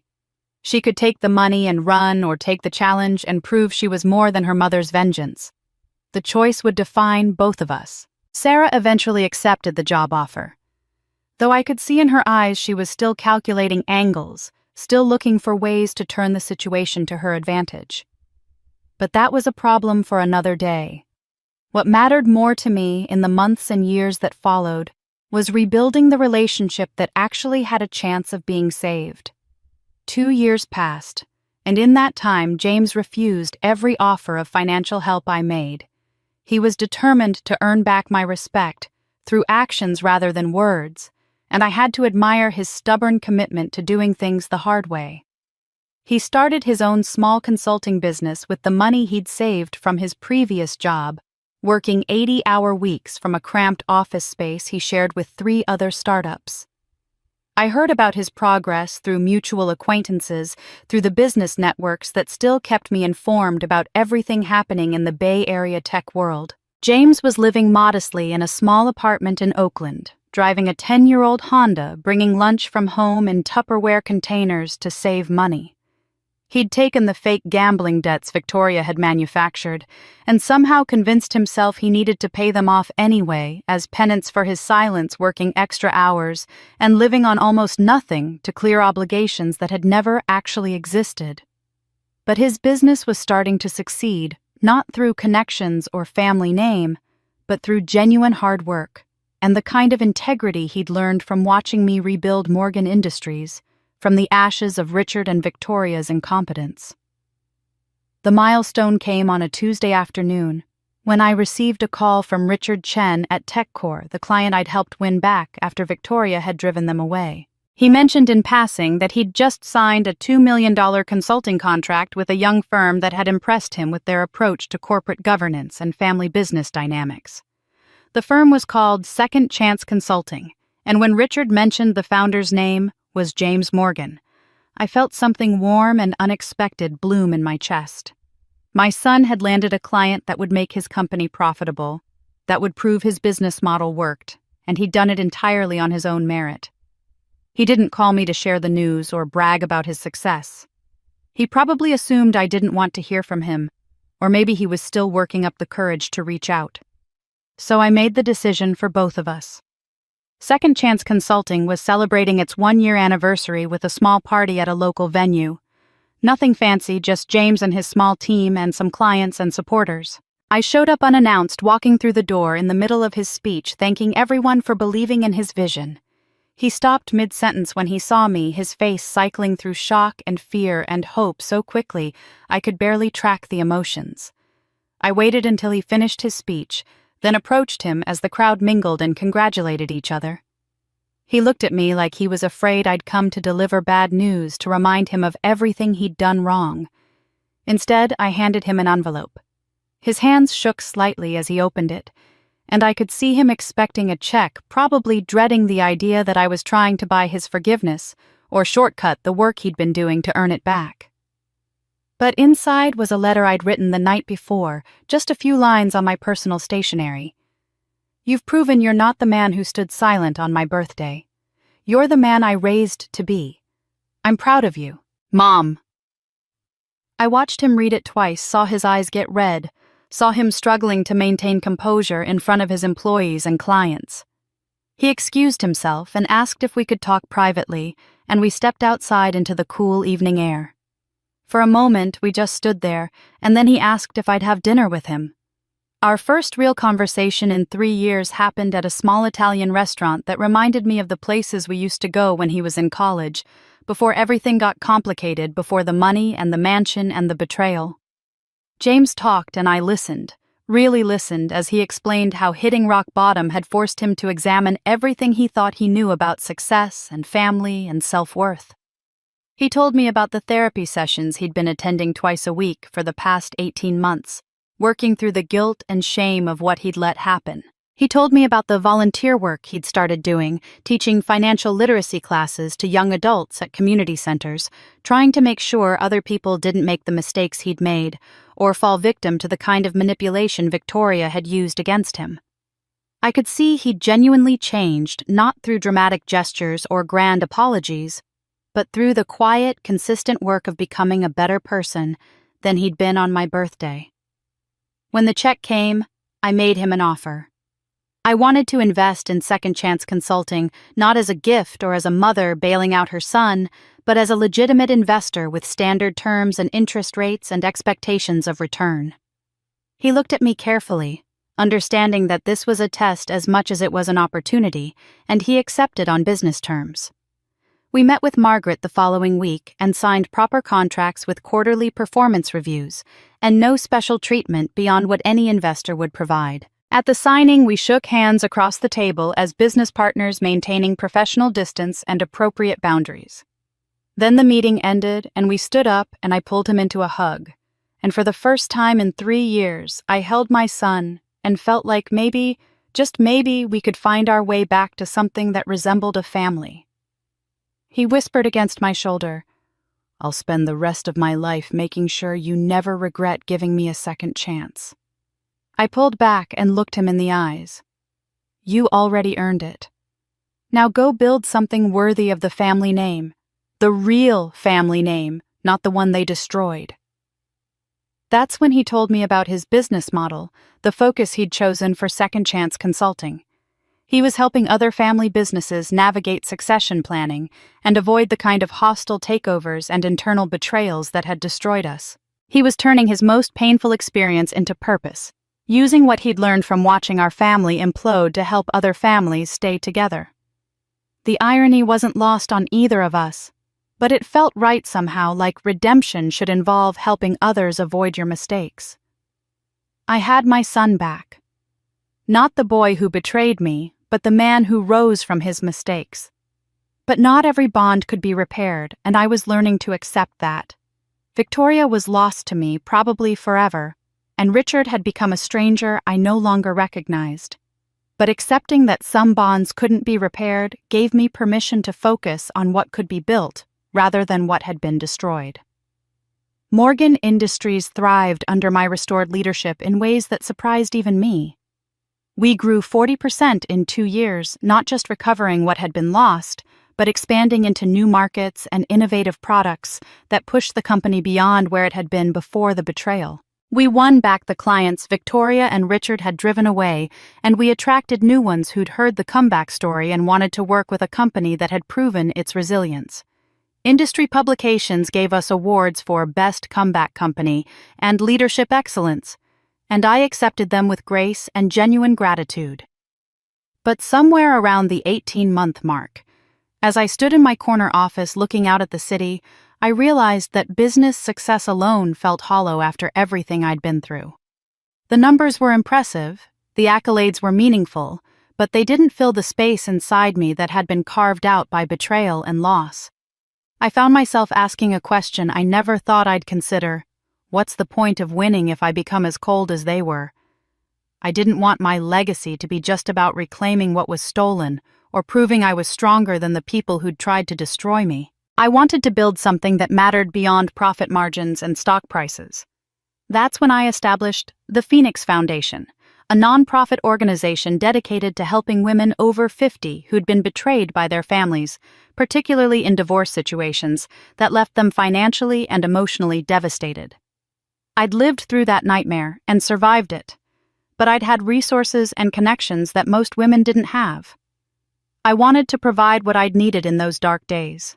Free legal aid from attorneys like Margaret, who understood how to fight back against financial manipulation, business mentorship for women who wanted to rebuild careers or start companies, housing assistance for those who'd been left with nowhere to go, and therapy resources because healing the emotional wounds was just as important as recovering the financial losses. The foundation's first year was more successful than I'd dared to hope. We helped 147 women rebuild their lives, providing everything from emergency shelter to seed funding for small businesses to legal representation in divorce proceedings, where their husbands were trying to hide assets or manufacture evidence. The media coverage was extensive and overwhelmingly positive. The Atlantic ran a feature with the headline, "From Victim to Victor to Advocate," that detailed my journey and the Foundation's mission. Women across America sent letters to the Foundation, hundreds of them, thanking me for giving them hope, for showing them that being betrayed by the people you loved didn't mean your life was over. Some of those letters made me cry, recognizing my own pain reflected in their stories, understanding that my willingness to share what had happened to me had given other women permission to speak their own truths and seek help. But the most important transformation was the one happening inside me, the one that didn't make headlines or generate awards. I started seeing a therapist twice a week, a woman named Dr. Sarah Chen, who specialized in trauma recovery and family dynamics. At first, I'd been resistant to the idea, thinking I could process everything on my own, but Margaret had gently insisted that surviving wasn't the same as healing. Dr. Chen helped me understand that I could acknowledge what had been done to me without letting bitterness consume me, that I could be angry about the betrayal without becoming defined by it, that wisdom and rage could coexist. I learned to process the trauma not as something that had broken me, but as something that had revealed who I really was beneath the roles of wife and mother and CEO. I made peace with aging in a way I never had before. I was 61 now, and instead of trying to hide it or fight it, I embraced it. I let my hair go gray, stopped dyeing it the dark brown I'd maintained for decades, and discovered I actually liked the silver that emerged. The wrinkles on my face had been earned through battle, through late nights, rebuilding my company, through tears shed and laughter rediscovered. My body wasn't what it had been at 30 or 40, but it was stronger than it had been at 58, hardened by survival and softened by self-acceptance. I started dating again casually, and without any rush toward commitment. I met kind, genuine people who respected my strength and didn't see it as threatening. Some dates led to second dates, some didn't, and I was okay with either outcome. I reconnected with old friends I'd lost touch with during my marriage, women I'd known before Morgan Industries became all-consuming, before Richard and the children became the center of my universe. We had coffee and wine and long conversations about everything we'd missed in each other's lives. I rediscovered hobbies I'd abandoned decades ago, painting watercolors on weekend mornings, gardening in the small plot behind my new townhouse, traveling to places I wanted to see rather than places that made sense for business. I went to Portugal for 2 weeks just because I'd always wanted to see Lisbon. I took a cooking class in Florence. I hiked parts of the Camino de Santiago, not for any spiritual reason, but simply because the challenge appealed to me, and I had no one to answer to about how I spent my time. The twist in all of this was Sarah Mitchell, who'd actually accepted my job offer and had been working as VP of Strategy for 18 months. Our relationship remained complicated, a mixture of professional respect and personal distance that neither of us seemed interested in changing. Sarah was brilliant at her job, bringing innovative thinking and strategic insights that genuinely improved the company's operations. But I could see she was haunted by what she'd done, carrying guilt that manifested in the way she worked too hard, stayed too late, pushed herself as if excellence could somehow atone for destruction. We maintained appropriate boundaries, never discussed her mother or the vendetta or anything personal, keeping everything focused on quarterly reports and strategic initiatives. But I noticed small things that revealed her humanity beneath the professional facade. One day I came in early and found fresh flowers on the small memorial wall we maintained for employees who'd passed away. It was the anniversary of Elena's death, and Sarah had left white lilies, her mother's favorite, along with a small card that simply said, "I'm sorry." She didn't know I'd seen it, and I never mentioned it, but it told me that somewhere underneath the calculated revenge and bitter inheritance, there was a woman who'd loved her mother and was trying to figure out who she was beyond that love's poisonous legacy. Success was no longer my revenge. It was my freedom. I'd built something bigger than a company. I'd built a second life worth living. But the world wasn't done watching my story. The recognition came 3 years after my birthday betrayal when the National Business Leadership Association selected me as their Businesswoman of the Year. The award ceremony was scheduled for a Saturday evening in November at the Grand Ballroom of the Fairmont Hotel in San Francisco, a black-tie gala that would host 1,200 attendees from across the country. Business cable networks would broadcast it live, and the organization had set up live streaming for an expected 340,000 viewers who wanted to watch from home. This wasn't just an award ceremony. It was a cultural moment, a public validation of a story that had captivated the nation for 3 years, and everyone wanted to witness what felt like the final chapter of my comeback. James asked if he could be my guest for the evening, and I said yes without hesitation. He showed up at my townhouse to pick me up wearing a tuxedo I'd never seen before, beaming with pride in a way that made my heart swell. Former employees from Morgan Industries had bought entire tables to support me, wanting to be part of the celebration of the woman who'd given them their jobs back and their dignity restored. And Margaret, my lawyer and friend who was 78 years old now and technically retired for the second time, called to tell me she wouldn't miss this night for anything in the world. But 2 days before the ceremony, I made a decision that surprised everyone I told about it. I sent personal invitations to both Richard and Victoria, handwritten notes delivered by courier to the addresses I'd managed to track down through various sources. I wasn't trying to humiliate them or force them to witness my triumph as some kind of twisted revenge. I was giving them a choice, an opportunity to witness what I'd become with grace, or to stay away with dignity. Either option was acceptable to me, and I meant that sincerely. The invitation to Richard was returned unopened, which told me everything I needed to know about where he was in his journey. But Victoria responded, though not in the way I expected. A text message arrived from an unknown number the morning of the ceremony. "I'll be there, in the back. I need to see who you've become." I read it 3 times, trying to parse the meaning behind those simple words, trying to understand what she hoped to find by attending. But I decided not to overthink it. She would come or she wouldn't, and either way my night would be about moving forward rather than looking back. The ceremony began at 7 p.m. with cocktails in the lobby, followed by dinner and the awards presentation. I wore a simple but elegant navy gown, no jewelry except for pearl earrings my mother had given me decades ago. My gray hair styled in a way that felt both sophisticated and authentic. As guests arrived and found their seats in the ballroom, I stood near the entrance greeting people, accepting congratulations, posing for photographs with employees and colleagues and strangers who wanted to be part of the moment. And then, just as the lights were dimming for dinner service, I saw her. Victoria slipped through the entrance wearing a simple black dress that looked nothing like the designer gowns she used to favor, her hair pulled back plainly, no jewelry, no makeup beyond the bare minimum. She didn't make eye contact with me, didn't try to approach or announce her presence. She simply found a seat in the very last row as far from the stage as possible, and sat down alone. Dinner passed in a blur of conversations and presentations, awards given to other honorees' speeches about leadership and innovation and perseverance.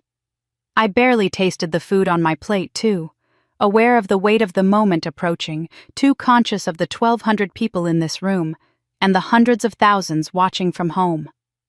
When they finally called my name and the spotlight found me at my table, the applause was immediate and overwhelming. I walked to the stage with James, squeezing my hand one last time for luck, with Margaret's eyes shining with tears from her table near the front, with former employees standing and clapping as I passed. The award itself was a beautiful crystal sculpture, heavy and substantial in my hands, but it was the microphone that held real weight. This was my moment to say something that mattered, to speak not just to this room, but to everyone who'd followed my story, and I'd spent weeks trying to find the right words. When the applause finally died down and silence settled over the ballroom, I began speaking from my heart rather than from any prepared notes. I didn't mention the betrayal directly, didn't name Richard or Victoria, or tell the sordid details that everyone already knew from 3 years of media coverage. Instead, I spoke about what I'd learned from surviving the unsurvivable. 3 years ago, I lost everything I thought defined me: my marriage, my company, my family. But I learned that what defines us isn't what we build, it's who we become when everything is taken away. To every woman watching who's been betrayed, diminished, or discarded, you are not finished. You are being refined, and your best chapter is still unwritten. The applause started before I'd even finished the sentence, building into a standing ovation that lasted 7 minutes. 7 minutes of 1,200 people on their feet clapping until their hands must have hurt, while cameras captured every moment for the hundreds of thousands watching at home. I stood on that stage holding my award and letting it wash over me, understanding that this moment was bigger than personal vindication. This was about showing every woman who'd ever been told she was too old, too difficult, too damaged, that survival was possible and triumph was achievable. And then through the lights and the applause, I saw the cameras pan to the back of the room, where Victoria sat alone in her simple black dress, crying silently, not trying to hide her tears or leave the room, just sitting there watching her mother receive recognition for becoming the woman Victoria had tried to destroy. After the ceremony ended and the crowd began to disperse, I stood in the lobby accepting congratulations and taking photographs, my face hurting from smiling, my feet aching in heels. I wasn't used to wearing anymore. I was talking with a former client when I saw Victoria approaching from the corner of my eye. She waited until there was a break in the conversation, then stepped forward, and for a moment we just looked at each other. Mother and daughter separated by 3 years of consequences and pain. She didn't ask for reconciliation or forgiveness. She didn't try to explain or justify or make excuses. She simply said in a voice barely above a whisper, "You were always stronger than all of us. I'm sorry it took losing everything for me to see it. I hope someday I can be half the woman you are." Then she turned and walked away before I could respond, disappearing into the crowd flowing out of the hotel, leaving me standing there with her words hanging in the air between us. It wasn't redemption. It wasn't reconciliation. But it was acknowledgement, a tiny crack in the wall that had separated us, and maybe that was enough for now. The entire nation witnessed my vindication that night. And somewhere in the shadows of their broken lives, I knew they were watching, finally understanding the difference between winning and deserving to win. That night at the awards ceremony marked a turning point, but not an ending. Life continued, and over the next 2 years it settled into a rhythm that felt more fulfilling than anything I'd experienced in my first 60 years. 5 years had passed since my 58th birthday, and I was 63 now, living a life I'd built entirely on my own terms. Morgan Industries was stable and successful, no longer requiring the desperate intensity I'd poured into it during the rebuild. The Phoenix Foundation had helped over 800 women rebuild their lives after betrayal, and watching their transformations never stopped moving me. James's business, Second Chance Consulting, was thriving beyond his projections, and he'd gotten married to a woman who understood his past without being defined by it. They'd given me my first grandchild, a granddaughter named Elena, after my sister, who was now 2 years old, and had me completely wrapped around her tiny fingers. I finally understood what balance meant, splitting my time between work that mattered and joy that sustained me, no longer sacrificing one for the other. The letter arrived on a Tuesday afternoon, forwarded from the Phoenix Foundation, where it had been sent because Victoria apparently didn't have my current address. 8 pages, handwritten on simple notebook paper, the kind of raw honesty that can only come from someone who stopped trying to manage appearances. I read it standing in my kitchen, and by the 3rd page I had to sit down. Victoria was living in Arizona, working as a middle school teacher, and the irony of that career choice wasn't lost on either of us. She was teaching children the values she'd failed to live by, trying to give them what she'd lacked. She'd had the baby, a son who was 4 years old now, and she was raising him alone in a small apartment, struggling, but growing in ways she'd never had to when money solved every problem. The letter wasn't asking for money or reconciliation. It was something I hadn't expected from her accountability. "I'm writing this because my son asked about his grandmother, and I realized I need to tell him the truth someday. Not the version where I'm the victim, but the truth where I was the villain. I'm teaching him about integrity by showing him what happens when you have none. I don't expect forgiveness. I just wanted you to know that your example, how you responded to our cruelty with strength instead of vengeance, taught me more than 30 years of having you as a mother did. I'm sorry I had to destroy you to finally see you. Your daughter who's trying to do better. I sat with that letter for days, carrying it with me, rereading sentences that felt like they'd been written by a stranger who happened to share my daughter's name.